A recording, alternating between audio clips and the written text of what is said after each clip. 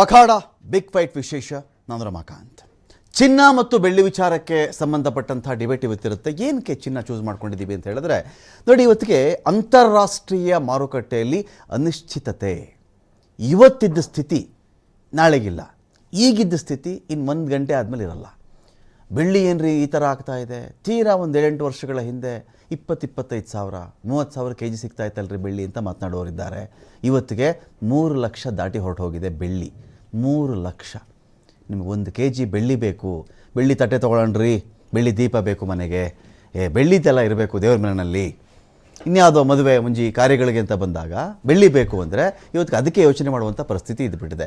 2 KG ಬೆಳ್ಳಿ ನಿಮ್ಮ ಮನೇಲಿ ಇದ್ದರೆ, 2 ಕೆಜಿ ಬೆಳ್ಳಿ ನಿಮ್ಮ ಮನೆಯಲ್ಲಿ ಇವತ್ತಿದ್ದರೆ, ಯಾವುದೇ ರೂಪದಲ್ಲಿ ಇದ್ದರೆ, ಅದರ ವ್ಯಾಲ್ಯೂ 6 ಲಕ್ಷ ರೂಪಾಯಿಗಳಂದರೆ ನೀವು ಅರ್ಥ ಮಾಡ್ಕೊಂಬಿಡಿ ಇಷ್ಟು ಜಾಸ್ತಿ ಆಗಿಬಿಟ್ಟಿದೆಯಾ. ಚಿನ್ನ ಕೂಡ ಹಾಗೇನೆ. 1980 1000 ರೂಪಾಯಿ ಇತ್ತು. 1980 1000 ರೂಪಾಯಿ. 2007 10,000 ಆಗಿಬಿಡ್ತು. 2011 25,000. 2022 50,000. 2025 1 ಲಕ್ಷ. 2026 1,50,50,000. 10 ಗ್ರಾಮ್ ಚಿನ್ನದ ಬೆಲೆ ನಾನು ನಿಮ್ಗೆ ಹೇಳ್ತಾ ಇರೋದು. 10 ಗ್ರಾಮ್ಗೆ 1980ಯಲ್ಲಿ 1,000 ರೂಪಾಯಿ ಇತ್ತು.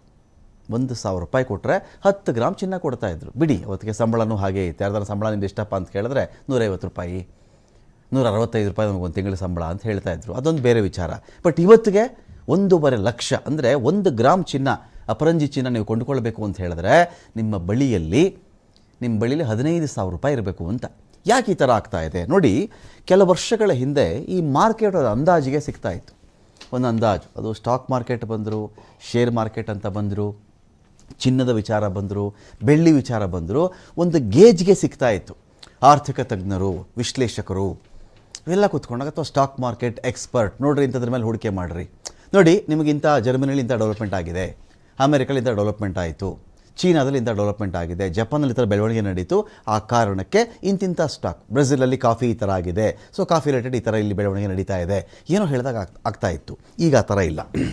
ಯಾವುದು ಏನಕ್ಕಾಯಿತು ಅಂಥೇಳಿ ಯಾವುದೇ ಒಬ್ಬ ವ್ಯಕ್ತಿ ಇದಮಿತ್ತಮ್ ಅಂತ ಹೇಳೋ ಸ್ಥಿತಿಲಿಲ್ಲ. ಇದು ಟ್ರಂಪ್ ಆಡ್ತಿರೋ ಆಟನ. ಟ್ರಂಪ್ ಏನೇ ಆಟ ಆಡಿದ್ರು ಇದಕ್ಕೆ ಪ್ರತಿಯಾಗಿ ಚೈನಾ ಕಡೆಯಿಂದ ನಾನು ಒಂದು ಆಟ ಆಡ್ತೀನಿ, ರೇರ್ ಅರ್ತ್ ಮಿನರಲ್ಸ್, ಭೂಮಿಯೊಳಗಿನ ಅಪರೂಪದ ಖನಿಜ ಸಂಪತ್ತು ನನ್ನ ಬಳಿ ಇಟ್ಕೊಂಡ್ಬಿಡ್ತೀನಿ. ಮುಂದಿನ ದಿನಗಳಲ್ಲಿ ಬೆಳ್ಳಿ ತುಂಬ ಜನಗಳಿಗೆ ಬೇಕಾಗುತ್ತೆ, ಬೇರೆ ಬೇರೆ ಎಲೆಕ್ಟ್ರಾನಿಕ್ ಉತ್ಪನ್ನಗಳಿಗೆ ಸಂಬಂಧಪಟ್ಟಂತೆ. ಸೊ ನನ್ನ ದೇಶದಲ್ಲಿ ಉತ್ಪಾದನೆ ಆಗುತ್ತಿರುವಂಥ ಬೆಳ್ಳಿಯನ್ನು ನಾನು ಆಚೆಗೆ ಕೊಡಲ್ಲ. ಅಭಾವ ಸೃಷ್ಟಿಯಾಯಿತು. ಎಕನಾಮಿಕ್ಸ್ ಅದೇ. ಅಭಾವ ಸೃಷ್ಟಿಯಾಯಿತು, ಅಪರೂಪ ಆಯಿತು, ಪೂರೈಕೆ ಕಡಿಮೆ ಆಯಿತು. ಪೂರೈಕೆ ಕಡಿಮೆ ಆದ ತಕ್ಷಣ ಆಬ್ವಿಯಸ್ಲಿ ಡಿಮ್ಯಾಂಡ್ ಜಾಸ್ತಿ ಆಯಿತು. ಬೇಡಿಕೆ ಜಾಸ್ತಿ ಆದಾಗ ಇರತಕ್ಕಂಥ ಕಡಿಮೆ ವಸ್ತುಗಳಿಗೆ ಏನಾಗುತ್ತೆ, ಹೇಗಿದ್ದರೂ ಕೊಂಡ್ಕೊಳ್ತಾರೆ, ಡಿಮ್ಯಾಂಡ್ ಜಾಸ್ತಿ ಇದೆ, ಮಾಡೋಣ ರೇಟ್ ಜಾಸ್ತಿ, ಸಹಜವಾಗಿ ಅದು ಒಂದು ಬೆಳವಣಿಗೆ ಆಗಿಬಿಡುತ್ತೆ. ಇದು ಈಗ ಜನ ಏನು ಹೇಳ್ತಾರೆ, ರೀ ನನಗೆ ಹೋದ ತಿಂಗಳು ಯಾರೋ ಹೇಳಿದ್ರು ಹೇಳಿದರು ನನಗೆ, ಬರೀ 2 ಲಕ್ಷ ಐತೆ ರೀ, ಅವತ್ತು 2 ಲಕ್ಷಕ್ಕೆ ತೊಗೊಂಡ್ಬಿಟ್ಟಿದ್ದಿದ್ರೆ ಇವತ್ತು 3 ಲಕ್ಷಕ್ಕೆ ಬೆಳ್ಳಿನ ಮಾರ್ಬಿಡ್ಬೋದಾಗಿತ್ತಲ್ರಿ, 1 ಲಕ್ಷ ಲಾಭ ಬರ್ತಾಯಿತ್ತಲ್ರಿ, 50% ಯಾರು ಕೊಡ್ತಾರ್ರಿ, ಹೋದ ವರ್ಷ ಬಿಟ್ಟರೆ 2 ವರ್ಷಗಳ ಹಿಂದೆ ಇಷ್ಟು ಇರಲಿಲ್ಲ ರೀ, ಎಲ್ಲ 1 ಲಕ್ಷದ ಒಳಗಡೆ ಇತ್ತಲ್ಲ, ಕೊಂಡ್ಕೊಂಡ್ಬಿಟ್ಟಿದ್ದಾರೆ, 2-2.5 ಲಕ್ಷ ಲಾಭ ಅಲ್ರಿ, ಯಾವ ಬಿಸ್ನೆಸ್ಸಲ್ಲಿದೆ ಲಾಭ ಅಂತ ಮಾತಾಡ್ತಾ ಇದ್ದಾರೆ. ಬೆಳ್ಳಿ ಹಾಗಾದರೆ ಇಲ್ಲಿಗೆ ಬಂದು ನಿಂತ್ಕೊಂಡ್ಬಿಡುತ್ತಾ? ಚಿನ್ನ ಮತ್ತು ಬೆಳ್ಳಿ ಬೀಳೋದೇ ಇಲ್ವಾ ಇತಿಹಾಸದಲ್ಲಿ? ಅಂದರೆ ಇನ್ ಫ್ಯೂಚರಲ್ಲಿ ಯಾವತ್ತೂ ಬೀಳೋದೇ ಇಲ್ವಾ? ಇತಿಹಾಸದಲ್ಲಿ ಯಾವತ್ತೂ ಬಿದ್ದೇ ಇಲ್ವಾ? ಏನಾಗ್ತಾ ಇದೆ ಜಗತ್ತು? ಎಕನಾಮಿಕ್ಸ್ ಏನು ಹೇಳ್ತಾ ಇದೆ? ಅಂತಾರಾಷ್ಟ್ರೀಯ ವಿದ್ಯಮಾನಗಳೇನು ಹೇಳ್ತಾ ಇವೆ? ಈ ಲೋಹದ, ಹಳದಿ ಲೋಹ, ಇನ್ನೊಂದು ಬಿಳಿ ಲೋಹ, ಈ 2 ಲೋಹಗಳು ಜಾಗತಿಕ ಆರ್ಥಿಕತೆಯಲ್ಲಿ ಯಾವ ಸ್ಥಾನವನ್ನು ಅಲಂಕರಿಸ್ತಾ ಇವೆ? ಚಿನ್ನದ ವ್ಯಾಪಾರಿಗಳೇನು ಹೇಳ್ತಾರೆ? ವಿದೇಶ ವಿದ್ಯಮಾನಗಳ ತಜ್ಞರಿದ್ರ ಬಗ್ಗೆ ಏನು ಮಾತಾಡ್ತಾ ಇದ್ದಾರೆ? ಆರ್ಥಿಕ ತಜ್ಞರು ಏನು ಮಾತಾಡ್ತಾ ಇದ್ದಾರೆ? ಎಲ್ಲ ವಿಚಾರಕ್ಕೆ ಸಂಬಂಧಪಟ್ಟಂತೆ ನಾನು ಡಿಬೇಟ್ ಸ್ಟಾರ್ಟ್ ಮಾಡ್ತಾ ಇದ್ದೀನಿ. ಪಾಲ್ಗೊಳ್ಳೋದಕ್ಕೆ ನಮ್ಮೊಂದಿಗೆ ಅಜಿತ್ ಅವರಿದ್ದಾರೆ. ಬೆಂಗಳೂರು ಜ್ಯುವೆಲರ್ಸ್ ಅಸೋಸಿಯೇಷನ್ನ ಖಜಾಂಚಿಯಾಗಿ ಸಾಕಷ್ಟು ವರ್ಷಗಳ ಕಾಲ ಕೆಲಸ ಮಾಡಿದಂಥವರು, ಖುದ್ದು ಅಂಗಡಿ ಕೂಡ ಇಟ್ಕೊಂಡಿದ್ದಾರೆ ಅವರು. ಸ್ವಾಗತ ನಿಮಗೆ ಅಜಿತ್ ಅವರೇ ಈ ಒಂದು ಡಿಬೇಟ್ಗೆ. ಇನ್ನೊಂದು ಕಡೆ ಕೇಶವ್ ಅವರಿದ್ದಾರೆ, ಆರ್ಥಿಕ ತಜ್ಞರು. ಸ್ವಾಗತ ಕೇಶವ್ ಸರ್ ತಮಗೆ ಒಂದು ಡಿಬೇಟ್ಗೆ. ಪ್ರೊಫೆಸರ್ ಕೇಶವ್ ಸರ್ ಇದ್ದಾರೆ ನಮ್ಮೊಂದಿಗೆ, ಸ್ವಾಗತ ನಿಮಗೆ. ಆನಂತರ ನಮ್ಮನ್ನು ಪ್ರೇಮಶೇಖರ್ ಸರ್ ಕೂಡ ಜಾಯ್ನ್ ಆಗ್ತಾರೆ, ಅಂತಾರಾಷ್ಟ್ರೀಯ ವಿಶ್ಲೇಷಕರಿದ್ದಾರೆ, ಅವರು ಕೂಡ ಮಾತಾಡಿಸ್ಬಿಡ್ತೀನಿ. ನಾನು ಮೊದಲಿಗೆ ಅಜಿತ್ ಅವ್ರು ಕೇಳಿಬಿಡ್ತೀನಿ. ಅಜಿತ್ ಅವರೇ, ಇವತ್ತಿಗೆ ಏನಾಗ್ಬಿಡುತ್ತೆ, ಬೆಲೆ ಜಾಸ್ತಿ ಆದರೆ ಚಿನ್ನದ ಕಡೆಗೆ, ಅಂಗಡಿ ಕಡೆಗೆ ಜನ ಬರೋದು ಕಡಿಮೆ ಅಂತ ಒಂದು ಮಾತಿದೆ.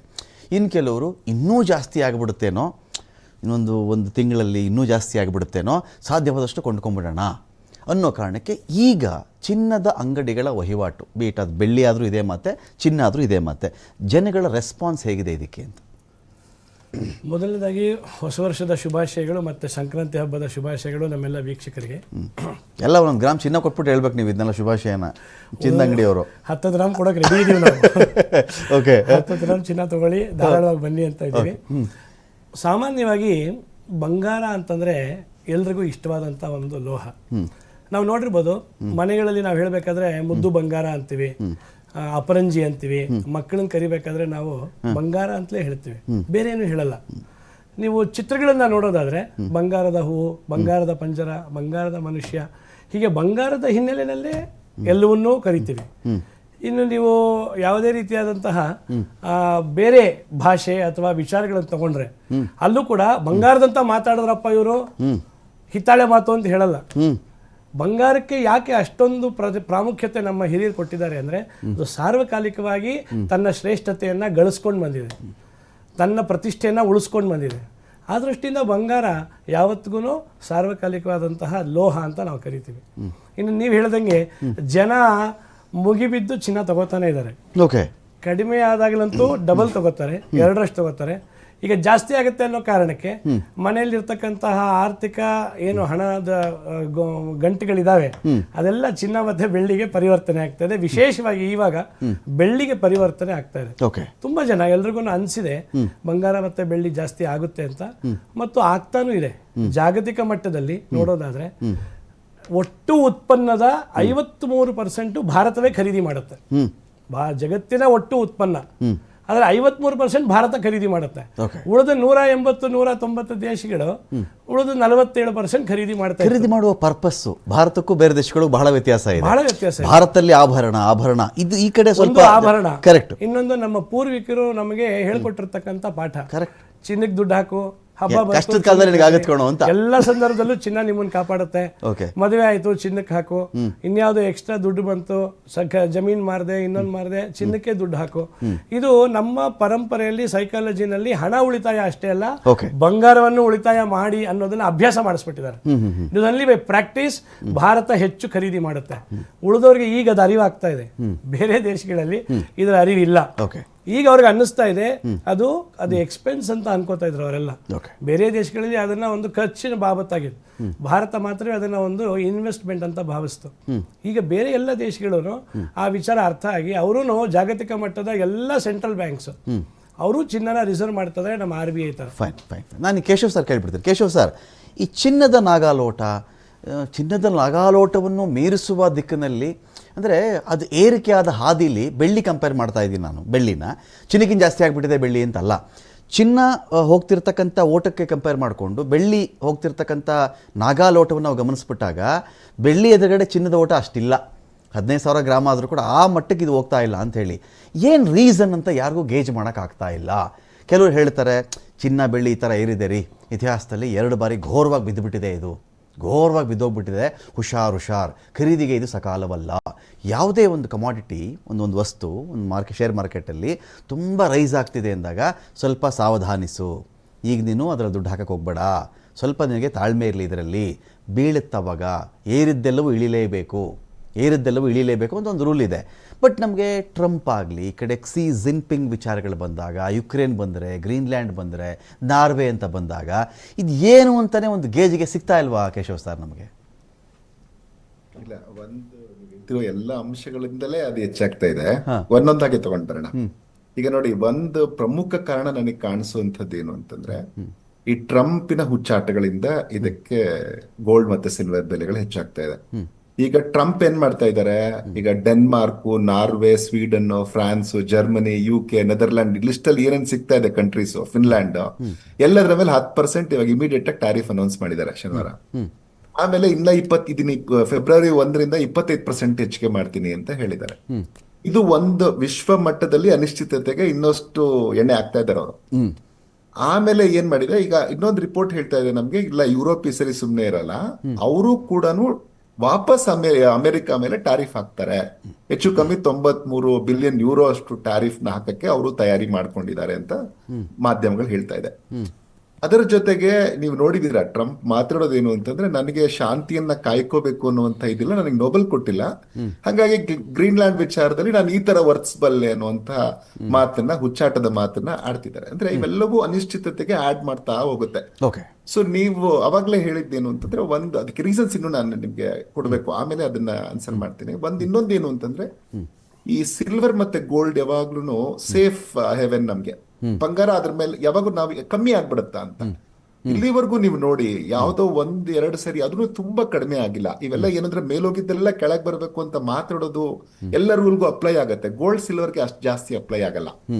ಈಗ ಮೊದಲಿಗಿಂತ ಸ್ವಲ್ಪ ಕಡಿಮೆ ಆಗ್ಬೋದು, ಬಟ್ ನೀವು ತುಂಬಾ ಎಕ್ಸ್ಪೆಕ್ಟ್ ಮಾಡಕ್ ಇಲ್ಲಿವರೆಗೂ ಯಾವತ್ತೂ ಸಾಧ್ಯ ಆಗಲ್ಲ ಗೋಲ್ಡ್ ಸಿಲ್ವರ್ ಬೆಲೆ. ಯಾಕೆಂದ್ರೆ ಈ ಅನ್ಸರ್ಟನಿಟಿ ಇನ್ನೂ ಜಾಸ್ತಿ ಆಗ್ತಾ ಇರೋದು. ಒಂದ್ ವೇಳೆ ಇದರಲ್ಲಿ ಈ ಎಲೆಕ್ಷನ್ಸ್ ಅಲ್ಲಿ ಮಿಡ್ ಟರ್ಮ್ ಅವ್ರಿಗೇನು ಎಲೆಕ್ಷನ್ಸ್ ಇದೆ ಇದ್ರಲ್ಲಿ ಅಮೆರಿಕದಲ್ಲಿ, ಆ ಸೆನೆಟ್ಗೆಲ್ಲ ಆ ಟರ್ಮ್ ಅಲ್ಲಿ ಏನಾದ್ರೂ ಕಡಿಮೆ ಆದ್ರೆ ಅವ್ರಿಗೆ, ಅವ್ರ ಪಾರ್ಟಿದು ಕಡಿಮೆ ಏನಾದ್ರೂ ಆದ್ರೆ ಅವ್ರದ್ದು ಹುಚ್ಚಾಟಕ್ಕೆ ಕೊನೆ ಬೀಳ್ಬೋದೇನೋ. ಒಂದ್ ವೇಳೆ ಅಲ್ಲೂ ಜನ ಏನಾದ್ರೂ ಬಹುಮತ ಕೊಟ್ರೆ ಗೋಲ್ಡ್ ಇನ್ನೂ ಜಾಸ್ತಿ ಆಗತ್ತೆ ಅನ್ನುವಂಥದ್ದು ಮೊದಲನೇದು. ಇದ್ರ ಜೊತೆಗೆ ಏನು ಅಂತಂದ್ರೆ, ಈಗ ಸೆಂಟ್ರಲ್ ಬ್ಯಾಂಕ್ಗಳು ಕೂಡ ಹೆಚ್ಚು ಕಮ್ಮಿ ನಿಮ್ಗೆ 2000 ಕೋವಿಡ್ ನಂತರ ಎಲ್ಲ ಸೆಂಟ್ರಲ್ ಬ್ಯಾಂಕ್ಗಳು, ಅದರಲ್ಲೂ ನಮ್ ದೇಶನೂ ಸೇರಿಸಿ, ಆದ್ರೆ ನಾವು ಚೈನಾಗೆ ಕಂಪೇರ್ ಮಾಡಕ್ ಆಗಲ್ಲ, ಎಲ್ಲ ಸೆಂಟ್ರಲ್ ಬ್ಯಾಂಕು ಏನ್ ಮಾಡ್ತಾ ಇದಾರೆ ಅಂತಂದ್ರೆ ಬಂಗಾರವನ್ನ ಹೆಚ್ಚು ಪರ್ಚೇಸ್ ಮಾಡ್ತಾ ಇದಾರೆ ರಿಸರ್ವ್ಸ್ಗೆ. ಹೆಚ್ಚು ಕಮ್ಮಿ ನಿಮ್ಗೆ ಅದೇನೆ 1500 ಟನ್ ಅಷ್ಟು ಗೋಲ್ಡ್ ನ ಅವರು ವಾರ್ಷಿಕವಾಗಿ ಹೆಚ್ಚು ಕಮ್ಮಿ ಆವರೇಜ್ ನಾನು ಹೇಳ್ತಾ ಇದ್ದೀನಿ, ಅಷ್ಟು ಪರ್ಚೇಸ್ ಮಾಡ್ಬಿಟ್ಟಿದ್ದಾರೆ. ಈಗ ಮೊದಲಿಗೆ ಹೋಲಿಸಿದ್ರೆ ನೀವು ಅಷ್ಟಷ್ಟು ಪರ್ಚೇಸ್ ಮಾಡ್ತಾ ಇದ್ದಾರೆ, ಅಂದ್ರೆ ಓವರ್ ಆಲ್ ಎಲ್ಲಾ ದೇಶಗಳ ಸೆಂಟ್ರಲ್ ಬ್ಯಾಂಕ್ ಸೇರಿ. ಸೊ ಹಿಂಗೆ ಹೆಚ್ಚಾಗ್ತಾ ಇದೆ. ಹಂಗಾಗಿ ಮತ್ತೆ ಇವ್ರೇನ್ ಹೇಳ್ತಿದ್ದಾರೆ ಚೈನಾದವ್ರಿಗೆ ಏನಂದ್ರೆ, ನಾವು ಯಾವುದೇ ರೀತಿಯ ಸಿಲ್ವರ್ನ ನಾವೀಗ ಎಕ್ಸ್ಪೋರ್ಟ್ ಮಾಡಬಾರ್ದು ಈಗ ಅಂತ. ಸೊ ಅಂದ್ರೆ ಈಗ ಒಂದು ಆತಂಕ ಸೃಷ್ಟಿಯಾಗಿದೆ, ಅದ್ರ ಜೊತೆಗೆ ಆಡ್ ಆಗ್ತಾ ಇದೆ. ಈಗ ಚೈನಾದವ್ರು ಇಲ್ಲ ನಾವು ಇನ್ನು ಯಾವುದೇ ಕಾರಣಕ್ಕೆ ರಫ್ತು ಮಾಡಬಾರ್ದು ಇದನ್ನ ಬೆಳ್ಳಿನ ಅಂತ ಅವರು ಯೋಚನೆ ಮಾಡಿರುವಂತದ್ದು. ಇವೆಲ್ಲವೂ ಕಾರಣ. ಇನ್ನೊಂದೇನು ಅಂತಂದ್ರೆ, ಇಂಟ್ರೆಸ್ಟ್ ರೇಟ್ ಕಟ್ ಮಾಡ್ತಾರಂತೆ ಅಂತ ಇದರಲ್ಲಿ ಅಮೆರಿಕದಲ್ಲಿ US ಟ್ರೆಜರಿ ಇಂಟ್ರೆಸ್ಟ್ ರೇಟ್ ಬಡ್ಡಿ ದರಗಳು ಕಡಿಮೆ ಮಾಡಿದ್ರೆ ಏನಾಗುತ್ತೆ ಅಂತಂದ್ರೆ, ಅವಾಗ ಆಟೋಮ್ಯಾಟಿಕ್ ಆಗಿ ಇನ್ವೆಸ್ಟ್ಮೆಂಟ್ಸ್ ಎಲ್ಲನೂ ಬೇರೆ ಕಡೆಗೆ ಹೋಗುತ್ತೆ, ಯಾವ್ದು ಸೇಫ್ ಹೆವೆನ್ಗೆ ಹೋಗುತ್ತೆ. ಹಂಗಾಗಿ ಮತ್ತಷ್ಟು ಜನ ಗೋಲ್ಡ್ಗೆ ಅಲ್ಲೂ ತಗೊಳ್ತಾ ಇದೆ. ಸೊ ಹಿಂಗಾಗಿ ಇವೆಲ್ಲ ಕಾರಣಗಳಿಂದ ಏನಾಗಿದೆ, ಬಂಗಾರದ ಬೆಲೆ ಹೆಚ್ಚಾಗ್ತಾ ಇದೆ. ಆದ್ರೆ ಒಂದು ವಿಚಾರನ let me be very clear on this, ಯಾವುದೇ ಕಾರಣಕ್ಕೂ ಇದು ಕುಸಿದ್ರೂ ಸಹ ನಾವು ಇಲ್ಲ ಇದೊಂದು 20,000 30,000 10 ಗ್ರಾಮಿಗೆ ಕಡಿಮೆ ಆಗ್ಬಿಡುತ್ತೆ ಆ ತರದ ಲೆಕ್ಕಾಚಾರ ಯಾರು ಹಾಕೊಳ್ಳೋದೇನು ಬೇಡ. ಯಾಕೆಂದ್ರೆ ಇದು ಕಡಿಮೆ ಆದ್ರೇನು it will be very nominal. ಯಾವಾಗ್ಲೂ ಏನ್ ಹೇಳುತ್ತೆ ಅಂತಂದ್ರೆ, ನಿಮ್ಗೆ ಯಾವುದೇ ಒಂದು ಗೂಡ್ಸ್ಗೆ ಡಿಮ್ಯಾಂಡ್ ಹಿಂಗ್ ಹೆಚ್ಚಾಗಿರುತ್ತೆ, ಅದರಲ್ಲೂ ಎಸ್ಪೆಷಲಿ ಗೋಲ್ಡ್ ಸಿಲ್ವರ್ಗೆ ನೀವು ಗಮನಿಸಿದ್ರೆ, ಇದನ್ನ ಸ್ಟಾಕ್ ಮಾರ್ಕೆಟ್ಗೆ ಅಪ್ಲೈ ಮಾಡಕ್ ಆಗಲ್ಲ ಇನ್ನ. ಆದ್ರೆ ಖಂಡಿತವಾಗಿಯೂ ಗೋಲ್ಡ್ ಅಂಡ್ ಸಿಲ್ವರ್ಗೆ ಇದನ್ನ ಅಪ್ಲೈ ಮಾಡಬಹುದು. ಹಾಗೆ ನೋಡಿ ಇನ್ನೂ ಒಂದು ರೀಸನ್ ಇದೆ, ಈಗ ಸ್ಟಾಕ್ ಮಾರ್ಕೆಟ್ ಕೊಲ್ಯಾಪ್ಸ್ ಆಗ್ತಾ ಇರೋದು ಗಮನಿಸಿದ್ರೆ ಎಲ್ಲ ದೇಶಗಳಲ್ಲಿ ಇದು ಆಗ್ತಾ ಇದೆ. ಇದು ಭಾರತದಲ್ಲಿ ನಮ್ಗೆ ಕಾಣಿಸ್ತಾ ಇರೋದಲ್ಲ. ಈಗ ಲಂಡನ್ ಅಲ್ಲಿ ಈ ಅನಿಶ್ಚಿತತೆಯಿಂದ ಅವರು ಹೆದರಿದ್ದಾರೆ, ಏನಪ್ಪಾ ಇದು ಟ್ರೇಡ್ ವಾರ್ ಶುರು ಆಗ್ಬಿಟ್ರೆ ಅಮೆರಿಕ ಮತ್ತೆ ಯುರೋಪ್ ನಡುವೆ, ಈ ಕಡೆ ಒಂದ್ ಕಡೆ ಚೈನಾ ರಿವರ್ಸ್ ಆಗ್ತಾ ಇದೆ. ಸೊ ಈ ತರ ಎಲ್ಲ ಆಗುವಾಗ ನಮ್ ಕತೆ ಏನು ಅಂತ ಹೇಳಿ ಅವ್ರೇನ್ ಅದಕ್ಕೂ ಆ ಕಂಪನಿಗಳೆಲ್ಲ ಕಂಪನಿ ಶೇರ್ಗಳು ಒಂದೊಂದೇ ಕೊಲ್ಯಾಪ್ಸ್ ಕಡಿಮೆ ಆಗ್ತಾ ಇದೆ. ಕೊಲ್ಯಾಪ್ಸ್ ಅನ್ನೋ ಪದ ದೊಡ್ಡದಾಯ್ತು ಅಂತ ಕಾಣುತ್ತೆ, ಬಟ್ ಕುಸಿತಾ ಇದೆ. ಈ ಕುಸಿತ ಇರೋದ್ರಿಂದ ಏನಾಗತ್ತೆ, ಈಗ ನೀವು ಲಂಡನ್ ಸ್ಟಾಕ್ ಮಾರ್ಕೆಟ್ ಅನ್ನ ಗಮನಿಸಿದ್ರೆ ಇವತ್ತು ಆಗ್ಲೇ ಅದು ಡಿಪ್ ಆಗಿರೋದನ್ನ ಗಮನಿಸಬಹುದು. ಯುರೋಪಿನ ಬಹುತೇಕ ಜರ್ಮನಿ ಇರ್ಬೋದು, ಫ್ರಾನ್ಸ್ ಇರ್ಬೋದು, ಎಲ್ಲ ಸ್ಟಾಕ್ ಮಾರ್ಕೆಟಿನ ಮೇಜರ್ ಇಂಡಿಕೇಟರ್ಸ್ ಏನಿದೆ ಅಂದ್ರೆ ಮೇಜರ್ ಕಂಪನಿಗಳೇನಿದೆ ಅವುಗಳ ಶೇರು ನಮ್ಗೆ ಡೌನ್ ಆಗ್ತಾ ಇರೋದನ್ನ ಕಾಣಿಸ್ಕೊಳ್ತಾ ಇದೆ. ಸೊ ಈ ಎಲ್ಲ ರೀಸನ್ಸ್ ಏನಾಗಿದೆ, ಗೋಲ್ಡ್ಗೆ ಪುಷ್ ಸಿಗ್ತಾ ಇದೆ. ಸೊ ಒಂದೇನು ಅಂತಂದ್ರೆ, ಜನಸಾಮಾನ್ಯರು ಏನ್ ಮಾಡ್ಬೋದು ಅಂದ್ರೆ, ಅವ್ರ ಹತ್ರ ಸೇವಿಂಗ್ಸ್ ಇದ್ರೆ let them invest in gold. ಅದನ್ನು ಇಮಿಡಿಯೇಟ್ ಆಗಿ ಜೆವೆಲ್ರಿ ತಗೊಂಡ್ಬಿಡ್ತೀನಿ ನಾನು ಹೋಗಿ, ದಟ್ಸ್ ನಾಟ್ ಫೇರ್ ಎನಫ್. ಅವರು ಆ ತರದ ಒಂದು ಗೋಲ್ಡ್ ಇದ್ರನ್ನೇ ತಗೊಂಡ್ರು, ಬಾಂಡ್ಸ್ ತಗೋಬಹುದು, ಇಲ್ಲ ಅಂತಂದ್ರೆ ಅದರದ ಬಿಸ್ಕೆಟ್ ಗಳನ್ನ ತಗೊಳ್ಬಹುದು. ಆದ್ರೆ ಸಣ್ಣ ಅಮೌಂಟ್ ಇದ್ದಾಗ ಏನು ಮಾಡಕ್ ಆಗಲ್ಲ, ನನ್ ಚಿಕ್ಕ ಅಮೌಂಟ್ ಇದೆ ನನ್ಗೆ ಬಿಸ್ಕೆಟ್ ಸಿಗತ್ತಾ ಅಂತ. ಸೊ ಬಟ್ ಇಲ್ಲ ಅಂದ್ರೆ it's better to stay away. ಯಾಕೆಂದ್ರೆ ಇದು ಏನಾಗತ್ತೆ, ನಾವು ಅನ್ಕೊಳ್ತೀವಿ ಇಲ್ಲ ಅದು ಇಲ್ಲ ನಾಳೆ ಇನ್ನೂ ಹೆಚ್ಚಾಗ್ಬಿಡತ್ತೆ, ಖಂಡಿತ ಹೆಚ್ಚಾಗತ್ತೆ. ಹಂಗಾಗಿ ನಾವು ಹಾಕೊಂಡಾದ್ರೂ ಹೋಗಕ್ಕಾಗತ್ತೆ. ಇನ್ನೂ ಹೆಚ್ಚಾದ್ರೆ ಇದೆಲ್ಲ ಇದೆ. ಒಂದು ಎಮೋಷನಲ್ ರೀಸನ್ಸ್ ಇದೆ, ಒಂದು ನಮ್ಮ ಕಲ್ಚರಲಿ ನಾವು ಗೋಲ್ಡ್ ಕಡೆಗೆ ಒಲವಿದೆ, ಇವೆಲ್ಲವೂ ಸರಿ ಇದೆ. ಆದ್ರೆ let us also be little bit rational ಆಗಿ ಯೋಚನೆ ಮಾಡುವಂತದ್ದನ್ನು ಕೂಡ ಜನರು ಕಲ್ತ್ರೆ ಒಂದಷ್ಟು ಇದರದ್ದು ಆ ಮಟ್ಟಕ್ಕಾದ್ರೂ ಅದನ್ನ ಹಿಡಿದಿಟ್ಕೊಳ್ಬಹುದು ಅಂತ ಕಾಣುತ್ತೆ. ಫೈನ್. ಚರ್ಚೆ ಮತ್ತೆ ಬಿಗ್ ಫೈಟ್ ವಿಶೇಷ ಮತ್ತೆ ಮುಂದುವರಿಸ್ತಾ ಇದ್ದೀನಿ. ಪ್ರೇಮಶೇಖರ ಸರ್ ಇದ್ದಾರೆ, ಅಂತಾರಾಷ್ಟ್ರೀಯ ವಿದ್ಯಮಾನಗಳ ವಿಶ್ಲೇಷಕರು, ಅಂಕಣಕಾರರು. ಸ್ವಾಗತ ಪ್ರೇಮಶೇಖರ ಸರ್ ತಮಗೆ ಒಂದು ಡಿಬೇಟ್ಗೆ. ನಮಸ್ತೆ ಸರ್. ಓಕೆ ಸರ್, ಈಗ ನಾವು ವಿದ್ಯಮಾನಗಳ ವಿಚಾರಕ್ಕೆ ಬಂದಾಗ, ಈ ಟ್ರಂಪು ಯಾರ ಚಾಟಿಗೆ ಮಣಿತಾನೆ ಈ ಮನುಷ್ಯ? ಯಾರು ಮಾತು ಕೇಳ್ತಾನೆ ಈ ಮನುಷ್ಯ ಅಂತ ಬಂದಾಗ ಒಂದಷ್ಟು ಪಾಯಿಂಟ್ಸ್ ಹಾಗೆ ಸ್ವಲ್ಪ ಗ್ಲಾನ್ಸ್ ಮಾಡ್ಕೊಳ್ತಾ ಇದ್ದೆ ನಾನು. ಅಲ್ಲೊಂದು ವಿಷಯ ಬಂತು ಸರ್, ಈ ಟ್ರಂಪ್ ಮಣಿಯೋದು ತನ್ನನ್ನು ಹೆಡೆಮುರಿ ಕಟ್ಟಬೇಕಂದ್ರೆ ಸಿಕ್ಕಾಪಟ್ಟೆ ಬಾರ್ಗೈನಿಂಗ್ ಪವರ್ ಇರಬೇಕು ಆ ದೇಶದ ಜೊತೆಲಿ. ಈ ದೇಶ ಅಕಸ್ಮಾತ್ ಹೆಚ್ಚು ಕಡಿಮೆ ಆಗಿಬಿಟ್ರೆ ನನಗೂ ತೊಂದರೆ ಆಗುತ್ತೆ ಅಂಥೇಳಿ. ಇಲ್ವಾ, ಒಂದು ಯಾವುದೋ ದೇಶಕ್ಕೆ ನಾನು ಚಾಟಿ ಬೀಸ್ತಾ ಇದ್ದೀನಿ ಅಂತ ಹೇಳಿದ್ರೆ ಆ ದೇಶ ಜೊತೆಗೆ 15-20 ದೇಶಗಳು ನಿಂತ್ಕೊಂಡಾಗ ಇದರಿಂದ ನನಗೆ ತೊಂದರೆ ಆಗುತ್ತೆ ಅನ್ನೋ ಭಯ ಇದ್ದರೂ ಕೂಡ ಈ ಮನುಷ್ಯ ಸ್ವಲ್ಪ ಅಲ್ಲಿ ಒದ್ದಾಡ್ತಾರೆ, ಅಷ್ಟೊಂದು ದೊಡ್ಡ ಮಟ್ಟಕ್ಕೆ ಮುನ್ನುಗ್ಗಲಾರ ಅಂತ. ಇನ್ನೊಂದು ಸಾಮರ್ಥ್ಯ, ಇನ್ನೊಂದು ಅವಲಂಬನೆ, ಡಿಪೆಂಡೆನ್ಸಿ. ಸೊ ಇಷ್ಟು ವಿಚಾರಗಳಂತ ಬಂದಾಗ ಈಗ ಗ್ರೀನ್ಲ್ಯಾಂಡ್ಗೆ ಹೋದಾಗ ಗ್ರೀನ್ಲ್ಯಾಂಡ್ನ ವೆನೆಜುವೆಲಾ ಥರ ಟ್ರೀಟ್ ಮಾಡಿದ್ದಿರಬಹುದು ಟ್ರಂಪು. ಏನು ಮಾಡಿಬಿಡ್ತೀನಿ, ಬೆಳಗ್ಗೆ ಹೋದ್ರೆಲ್ಲ ತೊಗೊಂಡು ಬಂದುಬಿಡ್ತೀನಿ ಅಂತೇಳಿ. ಯುರೋಪಿಯನ್ ಯೂನಿಯನ್ನು ಒಂದು ಸೆಟದು ನಿಂತಿವೆಯಲ್ಲ, ಅದಕ್ಕೇನಾದರೂ ಒಂದಷ್ಟು ಚೇಂಜಸ್ ಇದೆಯಾ? ಮತ್ತು ಈ ಬ್ಯಾಂಕ್ಗಳು ಅವರೇ ಮುಗಿಬಿದ್ದು ಚಿನ್ನ ಕೊಂಡ್ಕೊಳ್ತಾ ಇರೋದು, ಈ ಡಾಲರ್ ಅನಿಶ್ಚಿತತೆ ಇರೋದು, ರೂಪಾಯಿ ಈ ಥರ ಬೀಳ್ತಿರೋದು, ಈ ವಿದ್ಯಮಾನಗಳಿಗೆ ಬ್ರೇಕ್ ಅಂತ ಇಲ್ವಾ, ಅಥವಾ ಟ್ರಂಪೇ ದೊಡ್ಡ ಬ್ರೇಕ್ ಇದಕ್ಕೆ ಅಂತ? ನಮಸ್ತೆ. ನಿಮ್ಮ ಪ್ರಶ್ನೆಯಲ್ಲೇ ಉತ್ತರ ಸಿಗ್ತಾ ಇದೆ, ಅದನ್ನ ಸ್ವಲ್ಪ ನಾನು ಎಕ್ಸ್ಪ್ಲೈನ್ ಮಾಡ್ತೀನಿ ಅಷ್ಟೇ. ಟ್ರಂಪ್ ಅವ್ರನ್ನ ತಡಿಬೇಕಾದ್ರೆ ಚೈನಾ ಮಾಡಿದಂತ ಕೆಲಸ ಇದೆಯಲ್ಲ, ಅದನ್ನ ಉಳಿದವರು ಮಾಡ್ಬೇಕಾಗತ್ತೆ. ನೋಡಿ, ಟ್ರಂಪ್ ಚೈನಾ ಮೇಲೆ 145% ಟ್ಯಾಕ್ಸ್ ಅನ್ನ ಹಾಕಿದ್ರು. ಚೈನಾ ರಿಟಾಲಿಟರಿ ಮೆಜರ್ ತಗೊಂಡು ಮಾಡಿದ್ದೇನು, ರೇರ್ ಅರ್ತ್ ಮೆಟೀರಿಯಲ್ ಮತ್ತೆ ಸೆಮಿ ಕಂಡಕ್ಟರ್ಸ್ ಇದನ್ನೆಲ್ಲ ಆಕ್ಚುಲಿ ಅಮೆರಿಕಾಗೆ ಎಕ್ಸ್ಪೋರ್ಟ್ ಮಾಡೋದನ್ನ ಸ್ಟಾಪ್ ಮಾಡಿಬಿಡ್ತು. ಹಾಗಾದಾಗ ಅಮೆರಿಕಾಗ ಆದಂತ ಒಂದು ದೊಡ್ಡ ನಷ್ಟ ಇದೆಯಲ್ಲ, ಅದರಿಂದ ಹೆದರಿದ ಟ್ರಂಪ್ ಚೈನಾದ ಮೇಲಿನ ಟ್ಯಾಕ್ಸ್ ಅನ್ನ 47%ಗೆ ಇಳಿಸಿದ್ರು. ಓಕೆ, ಇದು ಒಂದು. ಚೈನಾ ಹೇಗೆ ತನ್ನ ಒಂದು ರೇರ್ ಅರ್ತ್ ಮೇಲಿನ ಮೊನೋಪಲಿಯನ್ನ ಅದು ಹೇಗೆ ಒಂದು ಲೆವರೇಜ್ ಆಗಿ ಬಳಸ್ಕೋಬಹುದು ಅನ್ನೋದನ್ನ ಚೈನಾ ತೋರಿಸ್ತು. ಟ್ರಂಪ್ ಅನ್ನ ಹೇಗೆ ಬೊಗ್ಗಿಸಬಹುದು, ನಿಮ್ಮ ಪದವನ್ನು ಉಪಯೋಗಿಸಿದ್ರೆ ಎಡೆಮುರಿ ಕಟ್ಟೋದು ಹೇಗೆ ಮಾಡಬಹುದು ಅನ್ನೋದು ಚೈನಾ ತೋರಿಸ್ಕೊಡ್ತು. ಮತ್ತೊಂದು, ಈ ಅರಬ್ ನೇಷನ್ಸ್ ಇವೆಯಲ್ಲ, ಪ್ರತಿಯೊಂದು ಅರಬ್ ನೇಷನ್ಸ್ ಅಲ್ಲೆಲ್ಲ ರಾಯಲ್ ಫ್ಯಾಮಿಲಿಗಳೇ, ಅವರೆಲ್ಲರೂ ಸಹ ಟ್ರಂಪ್ ಫ್ಯಾಮಿಲಿ ಜೊತೆನಲ್ಲಿ ಟ್ರೇಡ್ ಲಿಂಕ್ಸ್ ಇಟ್ಕೊಂಡಿದ್ದಾರೆ. Either with his sons or with his Kushner, I mean his son in law ಇಟ್ಕೊಂಡಿದ್ದಾರೆ. ಹೀಗಾಗಿ ಅವರ ವಿರುದ್ಧವಾಗಿ ಟ್ರಂಪ್ ಏನೂ ಮಾಡೋದಕ್ಕೆ ಹೋಗೋದಿಲ್ಲ. ಇದು ಎರಡು ಆಪ್ಷನ್ಗಳು. ಒಂದು ಆಯ್ತು. ಮತ್ತೆ ನಂತರದ್ದೇನು ಅಂತ ಹೇಳಿದ್ರೆ, ಇದು ಯುರೋಪಿಯನ್ ಕಂಟ್ರೀಸ್ ಒಟ್ಟಾಗಿ ನಿಲ್ಲೋ ಬಗ್ಗೆ ನೀವು ಮಾತಾಡಿದ್ರಿ, ತುಂಬಾ ಒಳ್ಳೆ ಪಾಯಿಂಟ್ ಅದು. ಅಂದ್ರೆ ಸದ್ಯದ ಪರಿಸ್ಥಿತಿಯಲ್ಲಿ ಅದು ಬಹಳ ಮುಖ್ಯ ಅನ್ನಿಸ್ತದೆ. ನೋಡಿ, ಅಲ್ಲಿ ಇಕಾನಮಿಸ್ಟ್ ಒಂದು ಮಾತು ಹೇಳ್ತಾರೆ, ಸೆಲ್ ಅಮೆರಿಕಾ ಆಪ್ಷನ್ಸ್ ಅಂತ. ಈಗ ಟ್ರಂಪ್ ಫೆಬ್ರವರಿ 1ರಿಂದ 10% ಟ್ಯಾಕ್ಸ್ ಮಾಡ್ತೀನಿ ಈಗಿರೋದ್ರ ಜೊತೆನಲ್ಲಿ, ಮತ್ತೆ ಜೂನ್ 1 25% ಎಲ್ಲ ಟ್ಯಾಕ್ಸ್ ಹಾಕ್ತೀನಿ ಅಂತ ಹೇಳೋದಿದೆಯಲ್ಲ, ಇದನ್ನೆಲ್ಲ ನೋಡಿ ಅದನ್ನ ಡೆನ್ಮಾರ್ಕ್ ಈಗಾಗಲೇ ದಾರಿ ತೋರಿಸಿದೆ. ಅದಕ್ಕೆ ಈ ಯುರೋಪಿಯನ್ ನೇಷನ್ಸ್ ಅಮೆರಿಕದಲ್ಲಿ $8 ಟ್ರಿಲಿಯನ್ ಅನ್ನು ಇನ್ವೆಸ್ಟ್ ಮಾಡಿವೆ. ಅಮೆರಿಕನ್ ಸ್ಟಾಕ್ಸ್ ನಲ್ಲಿ, ಮತ್ತೆ ಇದರಲ್ಲಿ ಟ್ರೆಜರಿ ಬಾಂಡ್ಸ್ ನಲ್ಲಿ, ಮತ್ತೆ ಬೇರೆ ಬೇರೆ ಡಾಲರ್ ಬೇಸ್ಡ್ ಸೇಫ್ ಅಸೆಟ್ಸ್ ನಲ್ಲಿ. ಇವುಗಳನ್ನೆಲ್ಲ ಅವರು ಅಷ್ಟು ಅಲ್ಲ, ಅದರಲ್ಲಿ ಅರ್ಧವನ್ನ ಇನ್ವೆಸ್ಟ್ ಮಾಡಿದ್ರು ಡಾಲರ್ ಮೌಲ್ಯ ಕುಸಿದು ಹೋಗ್ತದೆ. ಆಗ ಡಾಲರ್ ಕುಸಿದ್ರೆ ಡಾಲರ್ ಮೇಲಿನ ನಂಬಿಕೆ, ಅದೊಂದು ಸೇಫ್ ಕರೆನ್ಸಿ, ಸ್ಟೇಬಲ್ ಕರೆನ್ಸಿ ಅನ್ನೋ ನಂಬಿಕೆ ಬಹಳ ದೊಡ್ಡದಾಗಿ ಹೊಡೆತಕ್ಕೆ ಒಳಗಾಗ್ತದೆ. ಆಗ ಮತ್ತೆ ಆಗ್ಲೂ ಕಾಣಿಸ್ಕೊಳ್ಳೋದು ಗೋಲ್ಡ್ ನಮಗೆ ಒಳ್ಳೆ ಆಪ್ಷನ್ಸ್ ಅಂತ. ಈ ಕಾರಣ ಅದು ಯುರೋಪಿಯನ್ ಕಂಟ್ರೀಸ್ ಈಗ ಮಾಡ್ತವ ಏನೋ ಅದನ್ನ ಹೇಳೋದಕ್ಕಾಗಿದಿಲ್ಲ. ಈ ಗುರುವಾರ ನಾಡಿದ್ದು ಡ್ಯಾವೋಸ್ ನಲ್ಲಿ ಯುರೋಪಿಯನ್ ಕಂಟ್ರೀಸ್ ಸಡನ್ ಆಗಿ ಡ್ರಾಸ್ಟಿಕ್ ಆಗಿ ಏರ್ಬಿಡ್ತು, ತುಂಬಾ ಜಾಸ್ತಿ ಏರ್ತು. 70ರಲ್ಲಿ ಯಾವಾಗ ಅದು ಅಷ್ಟು ಏರಿದಾಗ ಎಲ್ಲರೂ ಕೊಂಡ್ಕೊಳಕ್ ಶುರು ಮಾಡಿದ್ರು. 70ರಲ್ಲಿ ದಡಾರ್ ಅಂತ ಬಿದ್ದೋಯ್ತು, ಬಹಳ ಕಷ್ಟ ಅನಿಸ್ತು. ಆದ್ರೆ ಸ್ವಲ್ಪ ಏನು ಏರ್ಬೇಕಾದ್ದೆಲ್ಲ ಬೀಳಬೇಕು ಅಂತ ಇರುತ್ತಲ್ಲ, ಆಗಿನ ಪರಿಸ್ಥಿತಿಗೆ ಅದು ಬಿತ್ತು. ಆದ್ರೆ ಬಿದ್ದ ಕ್ಷಣಕ್ಕೆ ಎಲ್ಲರೂ ದುಡ್ಡು ಕಳ್ಕೊಂಡ್ರ ಅಂದ್ರೆ ಕಾದವರೆಲ್ಲ ಬದುಕಿದ್ರು, ದುಡ್ಡು ಯಾರು ಕಳ್ಕೊಳ್ಳಿಲ್ಲ, ಚಿನ್ನಕ್ಕೆ ಹಾಕಿದವರು. ಬೆಳ್ಳಿದು ಇದೇ ತರದ್ದು ಒಂದು ಸಮಸ್ಯೆ ಆಯ್ತು. 2,000 kg ಇದ್ದ ಬೆಳ್ಳಿ 3,000 ಆಗಿ, 4,000 ಆಗಿ, 7,000 ಆಗಿ, 10,000 ಆಗುತ್ತೆ ಅಂತ ಇಡೀ ಮಾರ್ಕೆಟ್, ಇಡೀ ಕೆಜಿ ಬೆಳ್ಳಿ ವ್ಯಾಪಾರಿಗಳೆಲ್ಲ 2,000 ಇದ್ದಿದ್ದು 10 ಆಗುತ್ತೆ ಅಂತ ಹೇಳಿದಾನೆ. ಎಲ್ಲ ಬೆಳ್ಳಿ ಮೇಲೆ ಹಾಕಿದ್ರು. ಅದು 3 ಹೋಗಿ 4 ಹೋಗಿ 7 ಹೋಗಿ ಮತ್ತೆ 2.5 ಇಳಿದು ಬಿಟ್ಟು ಸುಮಾರು ವರ್ಷಗಳು ಎದ್ದೊಳ್ಳೇ ಇಲ್ಲ, ಮುಗಿದ್ರು. ಆಗಿನ ವ್ಯಾಪಾರಸ್ಥರಿಗೂ ಬಹಳ ಕಷ್ಟ ಆಯ್ತು, ದುಡ್ಡು ಇನ್ವೆಸ್ಟ್ ಮಾಡಿದವ್ರಿಗೂ ಬಹಳ ಕಷ್ಟ ಆಯ್ತು. ಅಂದ್ರೆ ಇತಿಹಾಸ ಏನ್ ಹೇಳುತ್ತೆ, ಬಂಗಾರ ಸಾಕಷ್ಟು ಬಾರಿ 1970 ನಂತರ 2011ರಲ್ಲಿ ಒಂದ್ಸರ್ತಿ ಹೀಗೆ ಬಿತ್ತು. 2011 ನಂತರ ಮತ್ತೆ ಬೀಳಲೇ ಇಲ್ಲ, ಬಿದ್ದಿದ್ದು ನಾವು ಯಾರೂ ನೋಡಿಲ್ಲ. ಬೆಳ್ಳಿ ಹಾಗಲ್ಲ, ಬೆಳ್ಳಿ ತುಂಬಾ ವಾಲಟೈಲ್, ಅದು ಏರುತ್ತೆ ಇಳಿಯುತ್ತೆ ಅಲ್ಲ ಬಿಟ್ಟು ಈ ಇತಿಹಾಸದಲ್ಲಿ ಡೊನಾಲ್ಡ್ ಟ್ರಂಪ್ ಇರಲಿಲ್ಲ, ಈ ಇತಿಹಾಸದಲ್ಲಿ ಪುಟಿನ್ ಇರಲಿಲ್ಲ, ಜೆಲೆನ್ಸ್ಕಿ ಇರಲಿಲ್ಲ, ಈ ಥರದ್ದು ಬರ್ತಾ ಹೋಗುತ್ತಲ್ವ ನಮಗೆ. ಸೊ ಹಾಗಾಗಿ ಇವತ್ತಿನ ಈ ನಾಯಕರುಗಳ ನಡವಳಿಕೆಗಳು, ಇವ್ರದ್ದು ಯುದ್ಧೋನ್ಮಾದಿ ನೀತಿ, ಯುದ್ಧ ಮಾಡಲ್ಲ ಅವರು, ಎಷ್ಟೋ ಕಡೆ ಯುದ್ಧ ನಡೆಯಲ್ಲ, ಮಾಡ್ತೀವಿ ಅಂತ ಹೆದರಿಸ್ತಾರೆ. ಇದ್ರ ಮೇಲೇ ಒಂದಷ್ಟು ಏರುಪೇರುಗಳಾಗ್ಬಿಡುತ್ತೆ.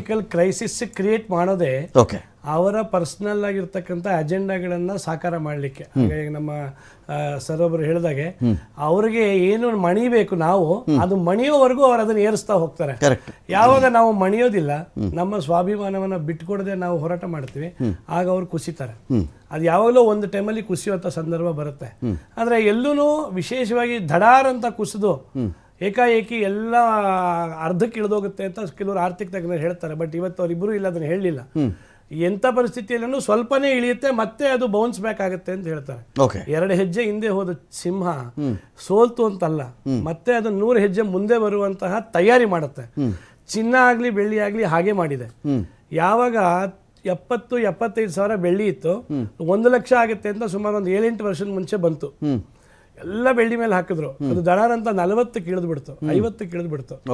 ಆದರೆ ಹಾಗಂತ ಬೆಳ್ಳಿ ಮೇಲೆ ಇಟ್ಟಂತಹ ನಂಬಿಕೆನ ಜನ ಕಡಿಮೆ ಮಾಡ್ಕೊಳ್ಳಿಲ್ಲ. ಇವತ್ತೆಲ್ಲ ನಾಳೆ ಅದು 1 ಲಕ್ಷ 2 ಲಕ್ಷ ದಾಟುತ್ತೆ ಅನ್ನೋ ನಂಬಿಕೆ ಮೇಲೆ ಕಾಯ್ಕೊಂಡಿದ್ರು. ಇವತ್ತು ನಿಜಕ್ಕೂ ಅದು ಸಾಕಾರ ಆಗಿದೆ. ಮತ್ತು 2 ಲಕ್ಷ ಇದ್ದಿದ್ದು ಇವಾಗ 3 ಲಕ್ಷ ಆಗುತ್ತೆ ಅನ್ನೋದು ಯಾರ ಕಲ್ಪನೆಯೂ ಇಲ್ಲ. ಇನ್ನೊಂದು ನಿಮಗೆ ಗಮ್ಮತ್ತಾಗಿರೋ ವಿಷಯ ಹೇಳ್ತೀನಿ. ಸರಿಯಾಗಿ ಏನಾದರೂ ಈ ವ್ಯವಸ್ಥೆ ಹೀಗೆ ಮುಂದುವರೆದ್ರೆ ನನ್ನ ಪ್ರಕಾರ ಅಥವಾ ನನ್ನ ವಿಶ್ಲೇಷಣೆ ಪ್ರಕಾರ ಇನ್ನು 1-1.5 ತಿಂಗಳಿಗೇನೆ ಬೆಳ್ಳಿ 4 ಲಕ್ಷ ದಾಟುತ್ತೆ. 4 ಲಕ್ಷ ದಾಟಲೇಬೇಕು ಅಂತಾನೆ ಇರೋದು. ಈಗ ಅವ್ರು ಹೇಳಿರುವಂತ ಎಲ್ಲ ಉದಾಹರಣೆಗಳನ್ನು ನಾವು ಅನಲೈಸ್ ಮಾಡ್ತಾ ಇರ್ತೀವಿ. ಡೊನಾಲ್ಡ್ ಟ್ರಂಪ್ ಹೇಳಿರೋ ವಿಷಯ ಇರ್ಬೋದು, ಈ ಇಂಟ್ರೆಸ್ಟ್ ರೇಟ್ ಇರ್ಬೋದು, ಅಥವಾ ಜಿಯೋ ಪೊಲಿಟಿಕಲ್ ಕ್ರೈಸಿಸ್ ಇರ್ಬೋದು, ಚೈನಾ ಅವರು ಎಕ್ಸ್ಪೋರ್ಟ್ ಮಾಡ್ತಿಲ್ಲ ಅನ್ನೋ ವಿಷಯ ಎಲ್ಲ ನಮಗೂ ಗೊತ್ತಿರುತ್ತೆ. ಸೊ ಆ ಎಲ್ಲದರ ಹಿನ್ನೆಲೆಯಲ್ಲಿ 4-5 ಲಕ್ಷ ದಾಟೋವರೆಗೂ ಅವ್ರ ಎಕ್ಸ್ಪೋರ್ಟ್ಸ್ನ ನಿಲ್ಲಿಸ್ತಾರೆ. ಆಮೇಲೆ ಅದನ್ನ ಮತ್ತೆ ಕೃತಕ ಅಭಾವ ಅಥವಾ ಕಾಳಸಂತೆಯ ಸೃಷ್ಟಿ ಅಂತ ಕೂಡ ನಾವು ಕರೆಯಬಹುದಾಗುತ್ತೆ. ನಾನು ಡಿಬೇಟ್ ಕಂಟಿನ್ಯೂ ಮಾಡ್ತೀನಿ ಕೇಶವ್ ಸರ್ ಅವರಿಂದ ನಾನು ಕಂಟಿನ್ಯೂ ಮಾಡ್ತೀನಿ. ಒಂದು ಬ್ರೇಕ್. ಬಿಗ್ ಫೈಟ್ ವಿಶೇಷ ಮತ್ತೆ ಮುಂದುವರಿಸ್ತಾ ಇದ್ದೀನಿ. ಕೇಶವ್ ಸರ್, ಈಗ ಚೈನಾದ ನಡವಳಿಕೆಗಳು, ಈಗ ಬೆಳ್ಳಿ ನಾನು ಉತ್ಪಾದನೆ ಮಾಡ್ಕೊಳ್ತೀನಿ, ನಾನು ಬೆಳ್ಳಿನ ಸ್ಟೋರ್ ಮಾಡ್ಕೊಂಡ್ಬಿಡ್ತೀನಿ, ನಾನು ಆಚೆಗೆ ಬಿಡಲ್ಲ. ಇದು ಬೇರೆ ಬೇರೆ ಕಂಡಕ್ಟರ್ ವಿಚಾರಗಳಲ್ಲೋ, ಬೇರೆ ಬೇರೆ ಎಲೆಕ್ಟ್ರಾನಿಕ್ ಉಪಕರಣಗಳ ವಿಚಾರದಲ್ಲೋ, ಅಥವಾ ಇನ್ನೊಂದು ಕಡೆ ರೇರ್ ಅರ್ತ್ ಮೆಟೀರಿಯಲ್ಸು, ಅವುಗಳನ್ನು ನಾನು ಆಚೆ ಬಿಡಲ್ಲ ಅಂತ ಒಂದು ಪಟ್ಟು ಹಿಡ್ಕೊಂಡಾಗ ಯಾವುದೇ ರೈತ ತಾನು ಬೆಳೆದ ಎಲ್ಲ ಬೆಳೆಯನ್ನು ತಾನೇ ತಿನ್ಕೊಂಡು ಕೂತ್ಕೊಳ್ಳೋಕ್ಕಾಗಲ್ಲ. 500 ಮೂಟೆ ರಾಗಿ ಬೆಳೆದ ಅಂತ ಹೇಳಿ ಅವ್ರ ಮನೆಯವರೊಂದು 10 ಜನ ಇದ್ದರೆ 500 ಮೂಟೆ ರಾಗಿ ತಿನ್ನೋಕ್ಕಾಗಲ್ಲ. ಇವತ್ತಲ್ಲ ನಾಳೆ ಅದನ್ನು ಬಿಡಲೇಬೇಕು.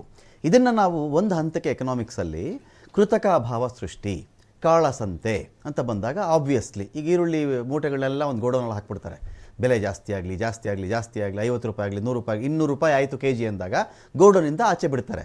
ಸೊ ಚೈನಾ ಇವತ್ತಲ್ಲ ನಾಳೆ ತಾನೇನು ಉತ್ಪಾದನೆ ಮಾಡ್ಕೊಂಡಿದ್ಯೋ ಅದನ್ನು ಆಚೆ ಬಿಡೋ ಪರಿಸ್ಥಿತಿ ಬರಲೇಬೇಕಲ್ಲ. ಆಗ ಫ್ಲೋ ಜಾಸ್ತಿಯಾಗಿ, ಆಗ ಅದು ರೇರ್ ಅರ್ತ್ ಮಿನರಲ್ಸ್ ಆದರೂ ಇದೇ ಮಾತು, ಬೆಳ್ಳಿ ಆದರೂ ಇದೇ ಮಾತು, ಅವಾಗ ಅದು ಒಂದು ಕಂಟ್ರೋಲ್ಗೆ ಬರಬೇಕಲ್ಲ, ಅಥವಾ ಇಳಿಬೇಕಲ್ಲ ಅಂತ, ಅಥವಾ ಚೈನಾ ಲಾಭ ಆದರೂ ಮಾಡ್ಕೋಬೇಕಲ್ಲ ಈ ಒಂದು ವಿಚಾರದಲ್ಲಿ ಆಚೆ ಮಾರಿ. ಇದು ಒಂಥರ tricky situation ಹೇಳ್ತಿರುವಂತಹದ್ದು.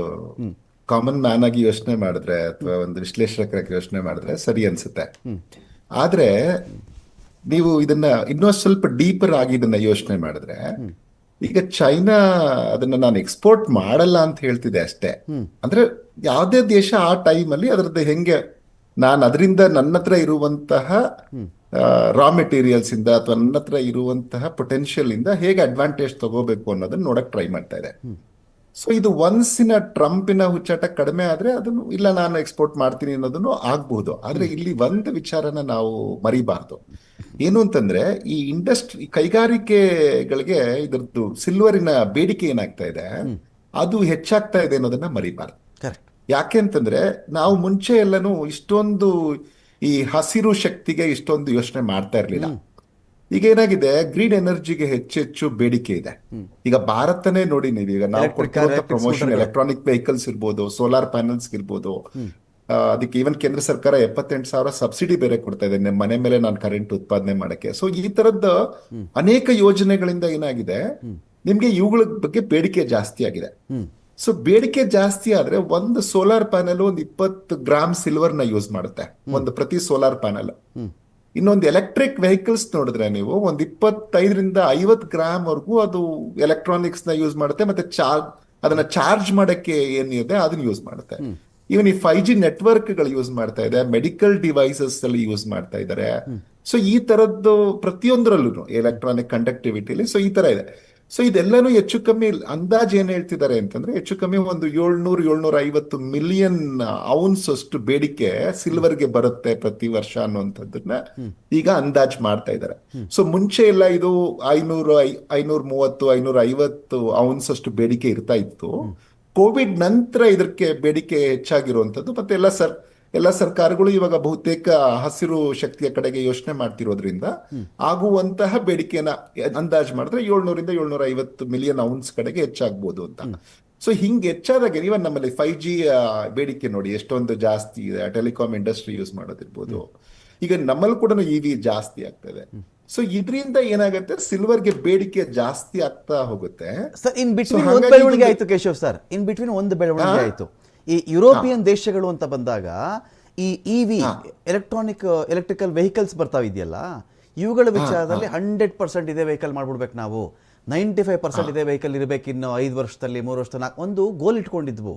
All of a sudden ಅದನ್ನು ರೆಡ್ಯೂಸ್ ಮಾಡಿಕೊಂಡು ಇಲ್ಲ ಆ ಥರ ನಾವು ಮಾಡೋಕ್ಕಾಗಲ್ಲ, 70% 60% ಮೇಲಿರಲಿ, ಇದು ತೀರಾ 95% ಹೋಗಬಾರ್ದು ಅಂತ ಕಾರಣಗಳು ಬೇಕಾದಷ್ಟಿದೆ. ಈ ಪ್ಯಾನಲ್ಗಳ ವಿಚಾರ, ಬ್ಯಾಟ್ರಿ, ಎಲೆಕ್ಟ್ರಾನಿಕ್ ವೇಸ್ಟ್ ಮ್ಯಾನೇಜ್ಮೆಂಟ್ಗಳ ವಿಚಾರ, ಅಷ್ಟು ಸುಲಭ ಇಲ್ಲ ಇದು.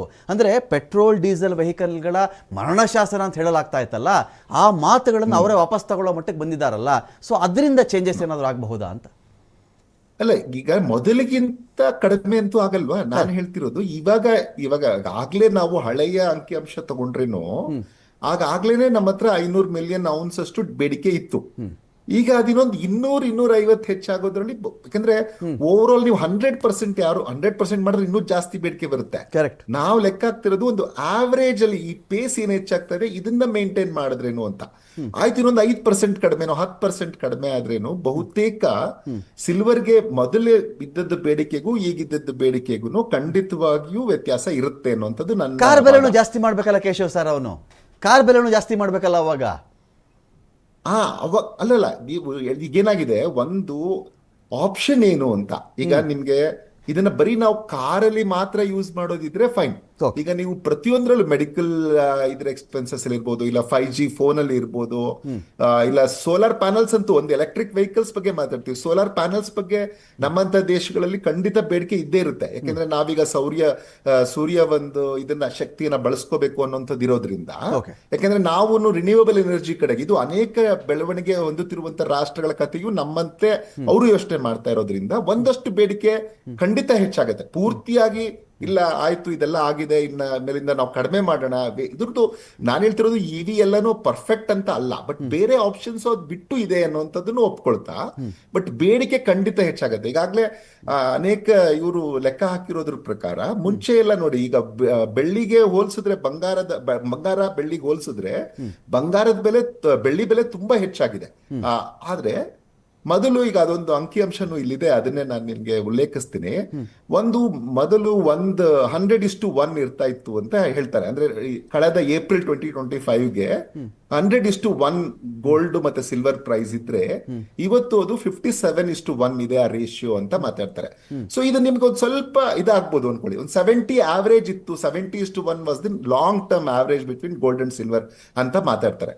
ಸೊ ಇದು ಹೆಚ್ಚು ಕಮ್ಮಿ ಒಂದ್ ಸ್ವಲ್ಪ ಆ ಕಡೆ ಈ ಕಡೆ ಆದ್ರೇನು ಸಹ ಒಂದು ಸಿಲ್ವರ್ ಖಂಡಿತವಾಗಿಯೂ ಈಗ ನಾವು ತುಂಬಾ ತುಂಬಾ ಹೆಚ್ಚಾಯ್ತು, 4 ಲಕ್ಷಕ್ಕೆ ಹೆಚ್ಚಾಯ್ತು ಅಂತಂದ್ರೆ 3.5 ಲಕ್ಷಕ್ಕೋ 3 ಲಕ್ಷಕ್ಕೋ ಬಂದು ಸ್ಟೇಬಲ್ ಆದ್ರೇನು ತುಂಬಾ ಖುಷಿಯಲ್ಲ ಅನ್ನುವಂಥದ್ದು ನಂದು ಅನಿಸಿಕೆ. ಸೊ ಅದನ್ನ ನಾವು ನೆನಪಲ್ಲಿ ಇಟ್ಕೋಬೇಕು. ಇನ್ನೊಂದೇನಂದ್ರೆ ಯಾವಾಗ ಸ್ಟಾಕ್ ಮಾರ್ಕೆಟ್ಸ್ ಕೆಳಗಡೆ ಬರ್ತಾ ಇರುತ್ತೆ, ಅವಾಗ ನಮ್ಗೆ ಗೋಲ್ಡ್ ಸಿಲ್ವರ್ದು ಬೆಲೆನೂ ಜಾಸ್ತಿ ಆಗ್ತಾ ಇರುತ್ತೆ. ಯಾವಾಗ ಅನ್ಸರ್ಟನಿಟಿ ಜಾಸ್ತಿ ಆಗ್ತಾ ಇರುತ್ತೆ, ಅವಾಗನು ಗೋಲ್ಡ್ ಸಿಲ್ವರ್ದು ಬೆಲೆ ಜಾಸ್ತಿ ಆಗ್ತಾ ಇರುತ್ತೆ. ಯಾವ ಅಡ್ವಾಂಟೇಜ್ ಇವಾಗ ನೋಡಿ, ಈಗ ಕಾಮನ್ ಕರೆನ್ಸಿಯನ್ನ ಈ ದೇಶಗಳೆಲ್ಲನೂ ಇವಾಗ ಶುರು ಮಾಡಿದ್ರು, ಇಲ್ಲ ನಾವು ಇದು ಅಮೆರಿಕದ್ದು ಜಾಸ್ತಿ ಆಯ್ತು, ಪುಟಳ ಜಾಸ್ತಿ ಆಯ್ತು, ಬ್ರಿಕ್ ದೇಶಗಳೆಲ್ಲನೂ ಈಗ ಒಂದ್ ಕರೆನ್ಸಿಯನ್ನ ಮಾಡ್ಕೊಳ್ಳೋಣ ಅಂತ ಅವ್ರು ಯೋಚನೆ ಮಾಡಿ, ಯುರೋಪ್ ಅವರು ಇಲ್ಲ ನಾವು ಸ್ಟ್ರಿಕ್ಟ್ ಆಗಿ ತಾವ್ ಯಾರ ಹತ್ರನೂ ವ್ಯಾಪಾರ ಮಾಡಿದ್ರೂ ನಿಮ್ಮ ದೇಶಗಳ ಜೊತೆಗೆ ನಿಮ್ ಕರೆನ್ಸಿಯ ಜೊತೆಗೆ ವ್ಯಾಪಾರ ಮಾಡ್ತೀವಿ ಅಂತ ಈ ಡಾಲರ್ನ ಒಂದ್ ವೇಳೆ ನಾವು ಡಾಲರ್ ಅಲ್ಲಿ ನಾವು ವ್ಯಾಪಾರ ಮಾಡಲ್ಲ ಅಂತ ತೀರ್ಮಾನ ಮಾಡಿ ಆ ತರದೊಂದು ಬೋಲ್ಡ್ ಡಿಸಿಷನ್ ಕಂಟ್ರೀಸ್ ತಗೊಂಡ್ರೆ ಆಗ ಒಂದಷ್ಟು ಖಂಡಿತವಾಗಿಯೂ ಒಂದಷ್ಟು ಎಫೆಕ್ಟ್ ಗೋಲ್ಡ್ ಮತ್ತು ಸಿಲ್ವರ್ ಮೇಲೆ ಆಗ್ಬೋದು. ಅದರ್ವೈಸ್ ಆ ತರದ್ದು ಸದ್ಯಕ್ಕೇನು ಕಾಣಿಸಲ್ಲ. ನಾವು ಹೇಳ್ತಾ ಇದ್ದೀವಿ ಇದು ನಾವೆಲ್ಲರ ಆಶೆ, ಏನು ಆಶಯ ಏನು ಅಂತಂದ್ರೆ ಇಲ್ಲ ಈ ತರ ಆಗ್ಬೇಕು ಅಂತ. ಆದಾಗ್ಲೂ ಸಹ ಒಂದ್ ವೇಳೆ ಆಯ್ತು ಅಂತ ಇಟ್ಕೊಳ್ಳೋಣ, ಹೈಪೋಥೆಟಿಕಲಿ ಬ್ರಿಕ್ ದೇಶಗಳೆಲ್ಲ ಒಂದಾಯ್ತು, ಟ್ರಂಪ್ನ ನಿರ್ಧಾರಗಳನ್ನ ಇದ್ ಮಾಡಿದ್ರೇನು ಸಹ ಇದು ಓವರ್ ಆಲ್ ಏನು ತುಂಬಾ ಕಡಿಮೆ ಆಗಲ್ಲ ಅನ್ನೋಂಥದ್ದು ನನ್ನ ಜಡ್ಜ್ಮೆಂಟ್. ಯಾಕಂದ್ರೆ ಒಂದಷ್ಟು ಮಾರ್ಜಿನ್ ರೆಡ್ಯೂಸ್ ಆಗ್ಬೋದು, ಆದ್ರೆ ತುಂಬಾ ರೆಡ್ಯೂಸ್ ಆಗಲ್ಲ. ಒಂದ್ ವೇಳೆ ಆ ತರ ರೆಡ್ಯೂಸ್ ಇಂಡಿಯಾ ಸಿಚುಯೇಷನ್ ಅಲ್ಲಿ ಆ ತರ ರೆಡ್ಯೂಸ್ ಆಗಿದ್ದಿದ್ರೆ ಬಹುಶಃ ಬೇರೆ ರೀತಿಯಲ್ಲೇ ಆಗಿರ್ತಾ ಇತ್ತು. ಯಾಕಂದ್ರೆ ನೀವು ನೋಡಿ ಗೋಲ್ಡ್ ನ ಡಿಮಾಂಡ್ ಯಾವಾಗ್ಲೂ ಕಡಿಮೆ ಆದಾಗೂ ಜನ ಏನ್ ಮಾಡ್ತಾರೆ, ಕಡಿಮೆ ಆಗಿದೆ ಅಂತ ತಗೊಳ್ತಾ ಇರ್ತಾರೆ, ಅವಾಗ ಮತ್ತೆ ಹೆಚ್ಚಾಗುತ್ತೆ. ಯಾವಾಗ ಅದು ಜಾಸ್ತಿ ಆಗಿದ್ದಾಗ ಏನ್ ಮಾಡ್ತಾರೆ, ಇಲ್ಲ ನಮ್ಗೆ ಇನ್ನೂ ಜಾಸ್ತಿ ಆಗ್ಬಿಟ್ರೆ ಏನಪ್ಪಾ ಇವಾಗೆ ತಗೊಂಡಿಟ್ಕೊಬಿಡೋಣ, ನನ್ನ ಮಗಳ ಮದ್ವೆ ಇನ್ನ ಆ ಮಗಳು ಚಿಕ್ಕ ಮಗಳು ಇರ್ತಾಳೆ, ಈಗಲೂ ಒಂದು 5 ವರ್ಷ 6 ವರ್ಷ ಇರ್ತಿಲ್ಲ, ಇವಾಗಲೇ ತಗೊಂಡಿಟ್ಕೊಬಿಡೋಣ, ಅವಾಗ ಇನ್ನೂ ನಮ್ಮಲ್ಲಿ ಇರೋ ಆದ್ರೆ ಒಂದು ಸಿಚುಯೇಷನ್ ಅಲ್ಲಿ ಖಂಡಿತವಾಗಿ ಇದು ತುಂಬಾ ಕಡಿಮೆ ಆಗಲ್ಲ ಅನ್ನುವಂಥದ್ದು ನನಗೆ ಆದಂತ ಒಂದು ಅಭಿಪ್ರಾಯ. ಪ್ರೇಮಶೇಖರ್ ಸರ್, ಬರೀ ಸ್ಟೇಟ್ಮೆಂಟ್ಗಳಿಂದ, ಬರೀ ಹೇಳಿಕೆಗಳು, ಅವ್ರ ಮೇಲೆ ಯುದ್ಧ ಮಾಡಿಬಿಡ್ತೀನಿ, ನಾನು ಅವ್ರನ್ನ ಬಿಡಲ್ಲ, ನನ್ನ ಮಾತು ಕೇಳಿದ್ರೆ ಸರಿ, ಕೇಳಿದ್ರೆ ನಾನು ಏನು ಮಾಡ್ತೀನಿ ನೋಡಿ, 500% ಟ್ಯಾಕ್ಸ್ ಹಾಕ್ಬಿಡ್ತೀನಿ, 25% ಹಾಕ್ಬಿಡ್ತೀನಿ, ಇಂಥ ಹೇಳಿಕೆಗಳಿಂದನೇ ಅಮೇರಿಕಾ ನಿಜವಾಗ್ಲೂ ಸಾವಿರಾರು ಕೋಟಿಯಷ್ಟು ಹಣವನ್ನು ಸಂಪಾದನೆ ಮಾಡ್ತಾ ಇದೆಯಾ, ಡಾಲರ್ಗಳಲ್ಲಿ ಸಂಪಾದನೆ ಮಾಡ್ಕೊಳ್ತಾ ಇದೆಯಾ? ಈ ತರಹದ ಸಂಪಾದನೆ ಸ್ಟೇಬಲ್ ಅದು ಅಥವಾ ನೀರಿನ ಮೇಲಿನ ಗುಳ್ಳೆ ಥರನ? ಬರೀ ಸ್ಟೇಟ್ಮೆಂಟ್ಗಳು, ಏನೋ ಒಂದು ಸ್ಟೇಟ್ಮೆಂಟ್ ಹೇಳಿದ ತಕ್ಷಣ ಯಾವುದೋ ಒಂದಷ್ಟು 10 ಪ್ರಾಡಕ್ಟ್ಗಳು ಬಿದ್ದು ಹೋಗ್ತವೆ, ಇನ್ಯಾವುದೋ 10 ಪ್ರಾಡಕ್ಟ್ಗಳು ರೈಸ್ ಆಗಬಹುದು. ಈ ಥರ ಸ್ಟೇಟ್ಮೆಂಟ್ಗಳು ಸಾರ್ವಕಾಲಿಕವಾಗಿ ಹಾಗೇ ಇರ್ತವ ಅಥವಾ ಅದು ಬರೀ ನೀರಿನ ಮೇಲೆ ಗುಳ್ಳೆ ಥರನ ಅಂತ ಪ್ರೇಮಶೇಖರ ಸರ್? ನಿಮ್ಮ ಪ್ರಶ್ನೆಗೆ ಉತ್ತರ ಹೌದು ಮತ್ತು ಇಲ್ಲ ಅಂತ ಇರುತ್ತೆ. ಯಾಕೆ ಅಂತ ಹೇಳಿದ್ರೆ ನೋಡಿ, ಇದು ಟ್ಯಾಕ್ಸ್ ಟ್ಯಾರಿಫ್ ಡ್ಯೂಟಿ ತುಂಬಾ ಜಾಸ್ತಿ ಮಾಡಿರ್ಬೋದು, ಅದನ್ನೆಲ್ಲ ಪೇ ಮಾಡೋದು ಯಾರು? American consumers. ಹೀಗಾಗಿ ಅದು ಅಮೆರಿಕನ್ ಕನ್ಸ್ಯೂಮರ್ಸೇ ಪೇ ಮಾಡೋದ್ರಿಂದ ಅವರೇ ಟ್ರಂಪ್ ವಿರುದ್ಧ ತಿರುಗಿದ್ದು. ಇದಕ್ಕೆ ಈ ಮಿಡ್ ಟರ್ಮ್ ಎಲೆಕ್ಷನ್ಸ್ ಅಲ್ಲಿ, ಕಾಂಗ್ರೆಸ್ ಎಲೆಕ್ಷನ್ಸ್ ನಲ್ಲಿ ಅವ್ರೇನಾದ್ರೂ ಪಾಠ ಕಲಿಸಿದ್ರೆ ರಿಪಬ್ಲಿಕನ್ ಪಾರ್ಟಿಗೆ, ಈಗ ಆ ಸೂಚನೆ ಈಗಾಗಲೇ ಕಂಡಿದೆ. In fact Trump they popularity rate 30% ಬಂದು ನಿಂತ್ಕೊಂಡಿದೆ. ಮತ್ತೆ ಕೆಲವೊಂದು ಕಡೆ ಆಕ್ಚುಲಿ ರಿಪಬ್ಲಿಕನ್ಸ್ ಸ್ಟ್ರಾಂಗ್ ಇದು ಅಂತ ಹೇಳುವಂತ ಜಾಗಗಳಲ್ಲೂ ಸಹ ಅವರು ಸೋಲುವಂತ ಒಂದು ಸ್ಥಿತಿ ಕಾಣ್ತಾ ಇದೆ. ಪ್ರೇಮಶೇಖರ್ ಸರ್, ಬಟ್ ಮಮ್ದಾನಿ ಗೆದ್ದಾಗ ಟ್ರಂಪ್ ಭಾಷಣ ಅಥವಾ ಟ್ರಂಪ್ ರಿಯಾಕ್ಷನ್ ಅನ್ನು ವೆಯ್ಟ್ ಮಾಡ್ತಾ ಇದ್ದೆ. ಏನು ಹೇಳ್ಬೋದು ಈ ಮಾತಿಗೆ, ಮಮ್ದಾನಿ ಮಾತಿಗೆ ಅಂತ ಹೇಳಿ?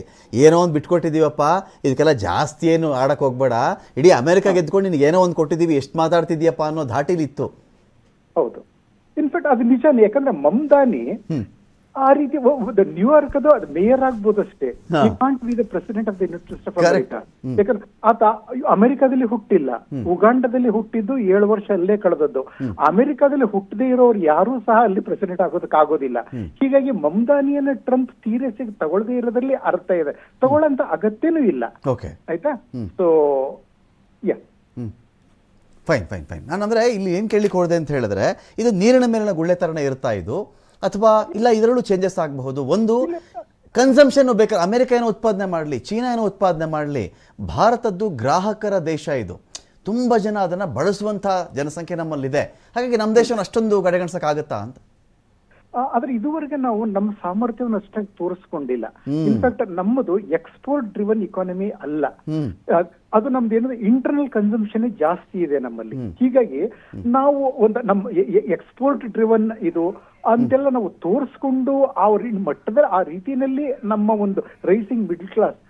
ಅಖಾಡ ಬಿಗ್ ಫೈಟ್ ವಿಶೇಷನ ಮತ್ತೆ ಮುಂದುವರಿಸ್ತಾ ಇದ್ದೀನಿ. ಈಗ ಅಜಿತ್ ಅವರೇ, ನಿಮ್ಮನ್ನು ಕೇಳೋದಾದರೆ, ಇಂಥ ಸಂದರ್ಭದಲ್ಲಿ 2 ಥರ ಸೆಂಟಿಮೆಂಟು. ಒಂದು ಮನೆಯಲ್ಲೇ ಇದ್ದಾಗ ಗಂಡ ಹೆಂಡತಿ ಅಂತ ಬಂದಾಗ ಹೆಂಡತಿಗೆ ಆಭರಣದ ಮೇಲೆ ವ್ಯಾಮೋಹ, ಆಸೆ ಇರಬೇಕು, ಇದು ವರಮಹಾಲಕ್ಷ್ಮಿ ಹಬ್ಬ, ಯುಗಾದಿ ಹಬ್ಬ, ನಮ್ಮ ಆ ಫಂಕ್ಷನ್ನು ದೊಡ್ಡದಾಗಿ ಹಾಕೊಂಡು ಹೋಗಬೇಕು ಅಂತೇಳಿ. ಬಟ್ ವೇರಾಸ್ ಗಂಡಸರಿಗೆ ಕೇಳಿದಾಗ ಮ್ಯಾಕ್ಸಿಮಮ್ ಒಂದು ಉಂಗುರ ಹಾಕೋಬೋದು, ಒಂದು ಚೈನ್ ಹಾಕೋಬಹುದು, ಯಾವುದೋ ಒಂದು ಕಡ, ಕಡ ಅಥವಾ ಮ್ಯಾಕ್ಸಿಮಮ್ ಅದು ಇಷ್ಟ ಆಗಲ್ಲ. ಅದಕ್ಕೆ ಅದನ್ನು ಹಾಕೊಂಡ್ರೆ ಕೆಲವು ಬೇರೆ ಥರನೇ ಹೇಳ್ತಾರೆ, ಆ ಥರ ಕಾಣಿಸ್ತಿದೆ ಈ ಥರ ಕಾಣಿಸ್ತಿದೆಯಾ ಅಂತ ಏನೋ ಬಂದ್ಬಿಡುತ್ತೆ, ಅವ್ರಿಗೆ ಅಷ್ಟಿರಲ್ಲ. ಇವ್ರಿಗೆ ಗಟ್ಟಿ ತೊಗೊಳ್ಳೋಣ, ಚಿನ್ನದ ಗಟ್ಟಿ ತೊಗೊಂಬಿಡೋಣ, 10 ಗ್ರಾಮ್ ಆಗಲಿ ಗಟ್ಟಿ ತೊಗೊಳ್ಳೋಣ ಅಥವಾ 50 ಗ್ರಾಮ್ ಗಟ್ಟಿ ತೊಗೊಳ್ಳೋಣ ಅಂತ. ಇಲ್ಲ ಆಭರಣ, ಮೊನ್ನೆ ವರಮಹಾಲಕ್ಷ್ಮಿ ಹಬ್ಬಕ್ಕೆ ಹೋಗಿದ್ದೆ, ಎಂಥ ಚೈನ್ ಹಾಕೊಂಡಿದ್ರು ಗೊತ್ತಾ, ಇಲ್ಲಿಂದ ಶುರುವಾಗುತ್ತೆ ಅದು ಯೂಶ್ವಲಿ. ಸೊ ಇಂಥ ಸಂದರ್ಭಗಳಲ್ಲಿ ಈ ಚಿನ್ನ ಹಿಂಗೆ ಜಾಸ್ತಿ ಆಗ್ತಿರೋ ಕಾಲಘಟ್ಟದಲ್ಲಿ ಈ ಒಡವೆ ಚಿನ್ನದ ಬಗ್ಗೆ ಏನಿದೆ ಅಂತ ಹೇಳಿದ್ರೆ, ನೀನೇನು ತೊಗೊಂಡಿರ್ತೀಯೋ ರೀ ಅದರಲ್ಲಿ ಸ್ಟೋನ್ ಇದೆ ರೀ, ಈ ಸ್ಟೋನು ನಾನು ದುಡ್ಡು ಕೊಡೋಕ್ಕಾಗಲ್ಲ, ಅದು ಮಜೂರಿ ಕೂಲಿ, ಮೇಕಿಂಗ್ ಚಾರ್ಜು, ಇನ್ನೊಂದು ವೇಸ್ಟೇಜ್. ಅದು ಚಿನ್ನದಲ್ಲಿ ವೇಸ್ಟೇಜ್ ಅಂತ ನನಗೆ ಅದು ಇವತ್ತಿಗೂ ಆಶ್ಚರ್ಯ ನನಗೆ. ವೇಸ್ಟ್ ಅಂದರೆ ಯಾರನ್ನ ಬಿಸಾಕ್ಬಿಡ್ತಾರ ಚಿನ್ನ ಅಂತ, ಬೇರೆ ವಿಚಾರ ಬಿಡಿ ಅದು. ಸರಿ, ಈ ವೇಸ್ಟೇಜ್ ಅಂತ ಅದೆಲ್ಲ ಹೊಟ್ಟೋಗುತ್ತೆ. ಗಟ್ಟಿ ಆದರೆ 100 ಗ್ರಾಮ್ ತೊಗೊಂಡಿದ್ರೆ ನಾನು 100 ಗ್ರಾಮ್ಗೆ ಪೂರ್ತಿ ದುಡ್ಡು ನಾನು ತೊಗೋಬಹುದು ಅಂತೇಳಿ. ಇಂಥ ಸಂದರ್ಭದಲ್ಲಿ ಈ ಥರ ಏರ್ತಿರ್ತಕ್ಕಂಥ ಟೈಮಲ್ಲಿ ಯಾವುದು ಬೆಸ್ಟ್ ಬೈ ಅಂತ? ಇದರಲ್ಲಿ ಬಿಸ್ಕೆಟ್ ವರ್ಸಸ್ ಆಭರಣ ಅಂತ. ಓಕೆ, ಯಾವ ಬಿಸ್ಕೆಟ್ ಅಂತ ಹೇಳ್ಬಿಡಿ ಸರ್, ಬೇರೆ ಬಿಸ್ಕೆಟ್ ಅನ್ಕೊಬಿಟ್ಟ ಕಷ್ಟ. ಚಿನ್ನದ ಬಿಸ್ಕೆಟ್ ವರ್ಸಸ್ ಆಭರಣ ಅಂತ ನಾವು ಅನ್ಕೊಂಡ್ರೆ, ಓಕೆ, ನಾನು ಸಾಧಾರಣವಾಗಿ ನನ್ನೆಲ್ಲ ಬಳಗದವ್ರಿಗೆ ಹೇಳೋದೇನೆಂದ್ರೆ, ಹಬ್ಬಗಳು ಬಂದಾಗಲೋ ಅಥವಾ ಕಾರ್ಯಕ್ರಮಗಳಿದ್ದಾಗಲೋ ನೀವು ಆಭರಣಗಳನ್ನ ಖರೀದಿ ಮಾಡಿ. ಯಾಕಂದ್ರೆ ಮನೆಯಲ್ಲಿ ಮಗಳ ಬರ್ತಡೇ ಇದೆ, ಮಗನ ಬರ್ತಡೇ ಇದೆ ಅಂತ ಸಂದರ್ಭಗಳಲ್ಲಿ ಅವ್ರಿಗೊಂದು ಒಡವೆ ತಗೊಳ್ಳಿ, ಅದು ಲಾಂಗ್ ಟರ್ಮ್ ಸೆಂಟಿಮೆಂಟ್ಸ್ ನ ಕ್ರಿಯೇಟ್ ಮಾಡುತ್ತೆ. ನಮ್ಮ ತಂದೆ ಕೊಡಿಸಿದ್ದು, ತಾಯಿ ಕೊಡಿಸಿದ್ದು, ನಮ್ಮ ಅಜ್ಜಿ ಕೊಡಿಸಿದ್ದು ಅಂತ 50, 80, 100 ವರ್ಷ ಇಟ್ಕೊಂಡಿರೋದನ್ನ ನಾವು ನೋಡಿದ್ದೀವಿ. ಸೊ ಹಾಗಾಗಿ ಬಂಗಾರವನ್ನ ಆಭರಣದಲ್ಲಿ ಆ ಒಂದು ಅಕೇಶನ್ಗೆ ತಗೊಳ್ಳಿ.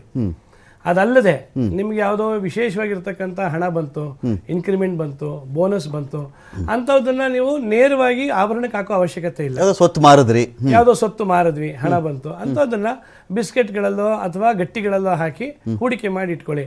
ಯಾಕೆಂದ್ರೆ ಇವತ್ತು ಮಗಳಿಗೆ 5 ವರ್ಷನೋ 8 ವರ್ಷನೋ, ಅವಳಿಗೆ ಏನು ಆಸೆಗಳಿರಲ್ಲ ಅಥವಾ ಡಿಸೈನ್ ಬಗ್ಗೆ ಅರಿವಿರಲ್ಲ. ಅವಳಿಗೆ ನೀವು ಇವತ್ತೇ ಒಡವೆ ಮಾಡಿಸಿಟ್ರೆ ಅವಳು 18 ಆದ್ಮೇಲೆ ಯಾವುದೂ ಬೇಡ ಅಂತಾಳೆ. ಅಪ್ಪ ನೀನೆಲ್ಲ ಓಲ್ಡ್ ಮಾಡಿಸಿದ್ಯಾ, ಹಳೆ ಡಿಸೈನ್ ಮಾಡಿಸಿದ್ಯಾ, ಲೇಟೆಸ್ಟ್ ಟ್ರೆಂಡ್ಗೆ ಅಂತಂದಾಗ ಮತ್ತದನ್ನು ಮಾರಬೇಕಾಗತ್ತೆ. ಅದರ ವೇಸ್ಟೇಜು ಮೇಕಿಂಗು ನೀವು ಹೇಳ್ದಂಗೆ ಹೋಗುತ್ತೆ. ಇಲ್ಲಿ ನಾನು ಇನ್ನೊಂದು ವಿಷಯನ ಗಮನಕ್ಕೆ ತರೋದು ಎಲ್ರಿಗೂ ಏನಂದ್ರೆ, ಈಗ ವೇಸ್ಟೇಜ್ ಲಾಸ್ ಆಗುತ್ತೆ, ಮೇಕಿಂಗ್ ಚಾರ್ಜ್ ಲಾಸ್ ಆಗುತ್ತೆ ಅಂತ ನಾವು ಬಂಗಾರಕ್ಕೆ ಮಾತ್ರ ಕೇಳ್ತೀವಿ, ಬಂಗಾರಕ್ಕಷ್ಟೇ ಕೇಳ್ತೀವಿ. ನೀವು ಮೊಬೈಲ್ ತಗೊಂಡ್ರೆ 1 ಲಕ್ಷ ರೂಪಾಯಿ 10,000 ಕೂಡ ಆಗಲ್ಲ. ಕಾರ್ ತಗೊಂಡ್ರೆ 25 ಲಕ್ಷಕ್ಕೆ 5 ಲಕ್ಷ ಕೂಡ ಆಗಲ್ಲ. ಅಲ್ಲಿ ನಾವು ಈ ಪ್ರಶ್ನೆ ಮಾಡಲ್ಲ. ಯಾಕೆಂದ್ರೆ ಭಾರತೀಯರ ಮಾನಸಿಕತೆ ಏನಂದ್ರೆ, ಬಂಗಾರಕ್ಕೆ ನಾನು ಹಾಕಿದ್ರೆ ಅದು ಜಾಸ್ತಿನೇ ಆಗ್ಬೇಕು, ನಾನು ಕಳ್ಕೋಬಾರ್ದು. ಈ ಮಾನಸಿಕತೆನಲ್ಲಿ ನಾವು ನೋಡ್ತೀವಿ. ಇನ್ನು ಒಂದು ಕನ್ನಡಕ ತಗೊಳ್ಳಿ, ಒಂದು ಕನ್ನಡಕದ ಬೆಲೆ 1,50,000 70,000 ಇದೆ. ಗಾಜಿನ ಬೆಲೆ ಎಷ್ಟಿದೆ? ಒಂದು ಮಿರರ್ಗೆ ಎಷ್ಟಾಗ್ಬೋದು, ಒಂದು ಗಾಜಿನ ಬೆಲೆ ಎಷ್ಟಿದೆ? ಒಂದು ಕಾರ್ ತಗೊಂಡ್ರೆ 25 ಲಕ್ಷ. ಅದರಲ್ಲಿ ಐರನ್ ಎಷ್ಟಿದೆ ಟನ್ನು, ರಬ್ಬರ್ ಟೈರ್ ಎಷ್ಟಿದೆ, ಮೆಕ್ಯಾನಿಸಮ್ ಎಷ್ಟಿದೆ, ಎಲ್ಲ ಸೇರಿಸಿ 50% ಆಗಲ್ಲ. ಅಲ್ಲಿ ನಾವು ಪ್ರಶ್ನೆ ಮಾಡಲ್ಲ. ಅಂದ್ರೆ ನಾ ಹೇಳೋದು, ಬಂಗಾರ ಹಾಕೊಂಡಾಗ ಆಭರಣದ ರೀತಿನಲ್ಲಿ ಕೊಡುವ ಆನಂದ ಕಾರಿಗಿಂತ ಹೆಚ್ಚು. ಹಾಗಿರುವಾಗ ಆನಂದಕ್ಕೆ ನಾವು ಬೆಲೆ ಕೊಡಬೇಕೇ ಹೊರತು ಅದಕ್ಕೆ ಕೊಡುವಂತಹ ಸಣ್ಣ ಮೇಕಿಂಗ್ ಚಾರ್ಜು ಅಥವಾ ಅದರ ವೇಸ್ಟೇಜು ಅದು ಇಡೀ ಬಂಗಾರ. ಏನ್ ಚೈನ್ ತಗೊಂಡ್ರೆ ಏನ್ ಆನಂದ ರೀ, ಒಂದ್ ಕಾರ್ ತಗೊಂಡು ಜಿಮ್ ಅಂತ ಹೋಗ್ತಿದ್ರೆ ಒಂದು ಟ್ರಿಪ್ ಹೋದ್ರೆ ಆನಂದ ಬೇರೆ ಅಂತ ಗಂಡಸರು ಹೇಳ್ತಾರೆ. ಸರ್ ಇದಕ್ಕೇನ್ ಮಾಡೋಣ, ಅವ್ರು ತಗೊಂಡ್ರು ಇವ್ರು ತಗೊಂಡ್ರು, ಅವರು ಒಡವೆ ಹಾಕ್ಬಾರ್ದೆ ಕಾರೇ ಹತ್ತಲ್ವಲ್ಲ. ಹಾಗಾಗಿ ಒಡವೆಗಳು ನಮ್ಮ ಹೆಣ್ಣು ಮಕ್ಕಳಿಂದಾನೇ ಇವತ್ತು ಬಂಗಾರ ನಮ್ಮ ದೇಶದಲ್ಲಿ ಆರ್ಥಿಕ ಒಂದು ಬೆನ್ನೆಲುಬಾಗಿ ನಿಂತಿರೋದಕ್ಕೆ ಕಾರಣವೇ ನಮ್ಮ ಹೆಣ್ಣು ಮಕ್ಕಳ ಇರ್ತಕ್ಕಂಥ ಆಭರಣಗಳು. ನಾವು ಮುಂಚೆ ಹೇಳ್ತಾ ಇದ್ದೆ, ಮೇಡಮ್ ನೀವು 2 ಜೊತೆ ಬಳೆ ತಗೊಂಡಿದ್ದೀರಾ, ಒಂದು ನೆಕ್ಲೆಸ್ ತಗೊಂಡಿದ್ದೀರಾ, ಒಂದು ಚೈನ್ ತಗೊಂಡಿದ್ದೀರಾ, ಹಾಕೊಂಡಿದ್ದೀರಾ, ಎಲ್ಲ ಸೇರಿ 3 ಲಕ್ಷ ಆಗುತ್ತೆ ಅಂತ. ಇವತ್ತು ಅದೇನೆ 18 ಲಕ್ಷ ಆಗುತ್ತೆ. ಅಂದ್ರೆ ನಮ್ಮ ಹೆಣ್ಣು ಮಕ್ಕಳು ಇವತ್ತು ರಸ್ತೆಯಲ್ಲಿ ಓಡಾಡ್ತಾ ಇದ್ರೆ ಅವ್ರ ಜೊತೆಗೆ 15 ಲಕ್ಷನೂ ಓಡಾಡ್ತಾ ಇದೆ ಅಂತ ಆಯ್ತು. ಅಷ್ಟು ಬೆಲೆ ಜಾಸ್ತಿ ಆಗಿದೆ. ಸೊ ಇದಕ್ಕೆಲ್ಲ ಕಾರಣ ಏನು? ಆ ಒಡವೆ ಎಚ್ಚರಿಕೆಯಿಂದ ಬೋರ್ಡು ಇರುತ್ತೆ ಸರ್, ಇಬ್ರು ಗಾರ್ಡ್ಸ್ ಇಟ್ಕೊಂಡ್ರು ನಷ್ಟ ಇಲ್ಲ ಇವತ್ತಿನ ಪರಿಸ್ಥಿತಿನಲ್ಲಿ. ಹಾಗಾಗಿ ಬಂಗಾರಕ್ಕೆ ನಾವು ದುಡ್ಡು ಹಾಕೋದು ತಪ್ಪೇನಲ್ಲ. ನಾ ಹೇಳ್ತಿರ್ತೀನಿ, ಪ್ರತಿ ವರ್ಷ ಮನೆಯವರಿಗೆ ಆನಿವರ್ಸರಿಗೆ ಚಿನ್ನ ಕೊಡಿಸಿ, ಮುಂದಿನ ವರ್ಷದವರೆಗೂ ನಿಮ್ ಪ್ರೀತಿ ರೀಚಾರ್ಜ್ ಆದಾಗ ಇರುತ್ತೆ. ನೀವು ಅಷ್ಟಾದ್ರೂ ವರ್ಷಕ್ಕೆ ನೀವು ಒಂದು ಒಡವೆ ಕೊಡಿಸಿದ್ರೆ ವರ್ಷದ ನಂತರ ಅದು ಬೆಲೆ ಜಾಸ್ತಿ ಆಗುತ್ತೆ. ಮನೆಯಲ್ಲಿ ಮಕ್ಕಳು ಹೆಣ್ಮಕ್ಳು ಸಂತೋಷವಾಗಿರ್ತಾರೆ. ನೀವು ಒಡವೆ ತಗೊಂಡು ಮಾರಿದ ದಿನ ನಿಮ್ಮ ವೇಸ್ಟೇಜು, ನಿಮ್ಮ GST, ನಿಮ್ಮ ಮೇಕಿಂಗು ಎಲ್ಲ ಸರಿ ಲಾಭ ಬರುತ್ತೆ. Okay, fine. ಈಗ ಕೇಶವ್ ಸರ್, ಇಲ್ಲಿ ಈ ಗೋಲ್ಡ್ ವಿಚಾರದ ಇನ್ನೊಂದು ವಿಷಯ ಇದೆ ಸರ್. ಈಗ ಗಂಡ ಹೆಂಡತಿ ಅನ್ನೋ ಒಂದು ಕಾನ್ಸೆಪ್ಟಲ್ಲೇ ಈಗ ಗಂಡ ಒಂದು 8-9 ವರ್ಷಗಳ ಹಿಂದೆ 4 ಲಕ್ಷಕ್ಕೋ 4.5 ಲಕ್ಷಕ್ಕೋ ಒಂದು ಕಾರ್ ತೊಗೊಂಡಿದ್ರು. ಅದೇ ಟೈಮಲ್ಲಿ ಹೆಂಡತಿ ಜಿದ್ದಿಗೆ ಬಿದ್ದುಬಿಟ್ಟು 4 ಲಕ್ಷಕ್ಕೆ 100 ಗ್ರಾಮ್ ಚಿನ್ನ ತೊಗೊಂಡಿದ್ರು, ಸರ ತೊಗೊಂಡಿದ್ರು ಅಂತ ಹೇಳಿ. ಇವತ್ತು ಆ 100 ಗ್ರಾಮ್ ಚಿನ್ನ ಹೆಚ್ಚು ಕಡಿಮೆ 15 ಲಕ್ಷ 20 ಲಕ್ಷ ವ್ಯಾಲ್ಯೂ ಬಾಳ್ತಾ ಇದೆ. ಆಯಾ ಮನುಷ್ಯ 4.5 ಲಕ್ಷಕ್ಕೆ ತೊಗೊಂಡಿದ್ದಂಥ ಕಾರು ಇವತ್ತಿಗೆ 50,000ಕ್ಕೂ ಬೇಡವಾಗಿದೆ ಅಂತ. ಸೊ ಯಾರು ಜಾಣ ಅಂತ ಕೂಡ ಒಂದು ಪ್ರಶ್ನೆ ಬಂದುಬಿಡುತ್ತೆ. ಸೊ ಗೋಲ್ಡ್ ವಿಚಾರಕ್ಕೆ ಬಂದಾಗ ಇದು ಎಲ್ಲ ಕಾಲದಲ್ಲೂ ಹೀಗೆ ಇದೇ ವೇಗದಲ್ಲಿ ಮುನ್ನುಗ್ತಾ ಇರುತ್ತೆ. ಕಾರಣ ಕೆಲವು ವರ್ಷಗಳ ಕಾಲ ಒಂಥರ ಸ್ಟ್ಯಾಗ್ನೆಂಟಲ್ಲೇ ಇತ್ತು ಗೋಲ್ಡು. ಈ 5,000, 4,500, 4,700 ಈ ಒಂದು ಪೀರಿಯಡ್ ಇತ್ತು ಸರ್. ಅದು ಅವಾಗ ಸ್ವಲ್ಪ ಸುಮಾರು ದಿನಗಳ ಕಾಲ, ತಿಂಗಳ ಕಾಲ ಅದು ಹಾಗೇ ಇತ್ತು. 5,200, 300 ದಾಟದ ಮೇಲೆ ಅದರದ್ದೊಂದು ಓಟ ಶುರುವಾಯಿತು ಸರ್. ಇಲ್ಲಿವರೆಗೂ ನಾನ್ ಸ್ಟಾಪ್. ಅದು ಹೇಗೆ ಪ್ರೆಡಿಕ್ಟ್ ಮಾಡೋದು ಇದನ್ನು ಅಂತ?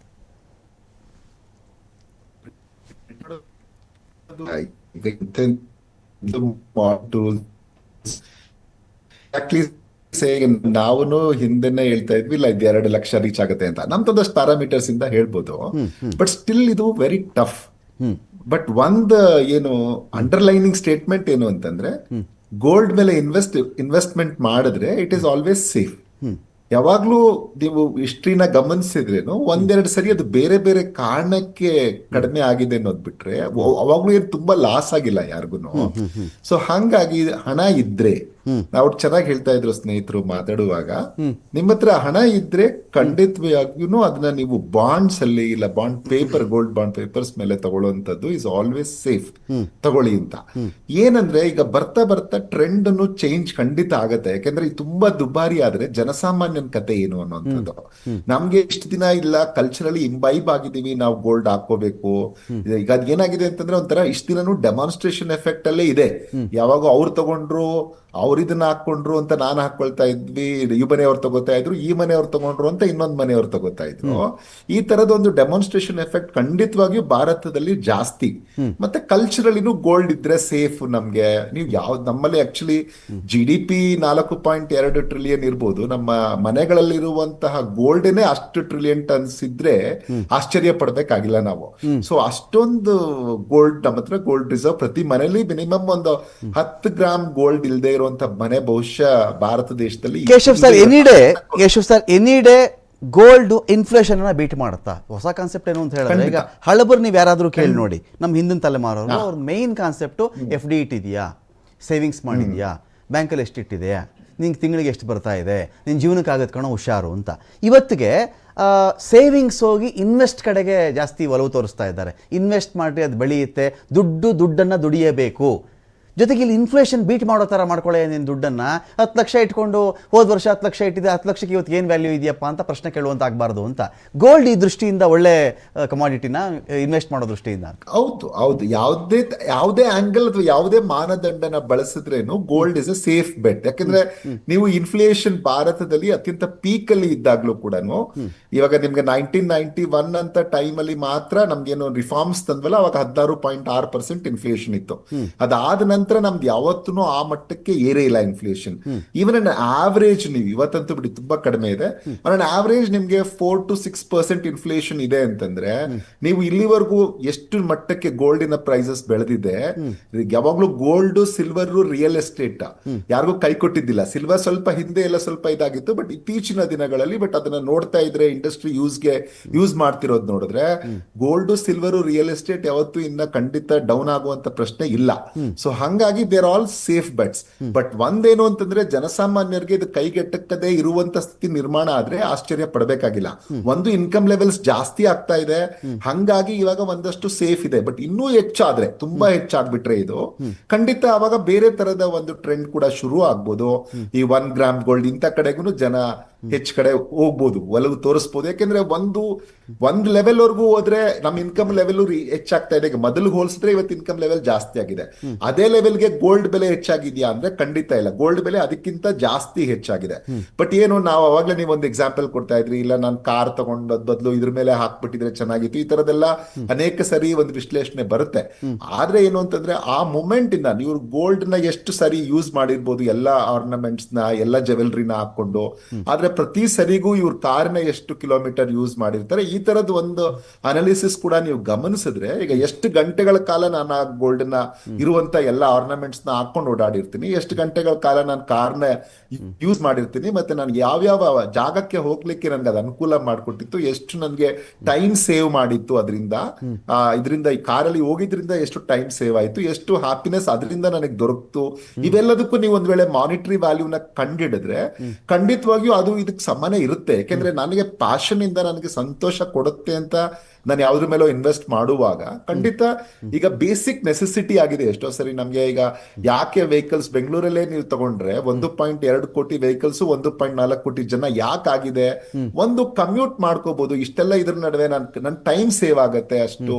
ಈಗ ಇಷ್ಟು ಬಿಸಿ ಇದೆ ಟ್ರಾಫಿಕ್ ಆದ್ರೂ ಯಾಕೆ ಜನ ತಗೋತಾರೆ, ನನ್ ಟೈಮ್ಸ್ ಈ ತರದ್ ಎಲ್ಲದಕ್ಕೂ ಮಾನಿಟರಿ ವ್ಯಾಲ್ಯೂ ಕೌಂಟ್ ಮಾಡಿದ್ರೆ ಅದಾಗುತ್ತೆ. ಬಟ್ ಇಲ್ಲಿ ನಿಮ್ಗೆ ಈಸಿಯಾಗಿ ಕಾಣುತ್ತೆ, ಗೋಲ್ಡ್ ನನ್ನ ಹತ್ರ ಇದೆ, ಅದನ್ನ ತಗೊಂಡೋಗಿ ನಾನು ಮಾರಿದ್ರೆ ನನ್ಗೆ ಇಷ್ಟು ಬರುತ್ತೆ ಅನ್ನುವಂತ ಒಂದು ಸೇಫ್ ಸೆಕ್ಯೂರಿಟಿ ಫೀಲಿಂಗ್ ಏನಿದೆಯಲ್ಲ ನನ್ನ ಹತ್ರ. ಹಂಗಾಗಿ ನಾವು ಗೋಲ್ಡ್ ಸಿಲ್ವರ್ ಮೇಲೆ ಖಂಡಿತ ಜನ ಇನ್ನೂ ಹೆಚ್ಚೆಚ್ಚು ಕಾಲ ಇನ್ವೆಸ್ಟ್ ಮಾಡ್ತಾನೆ ಇರ್ತಾರೆ.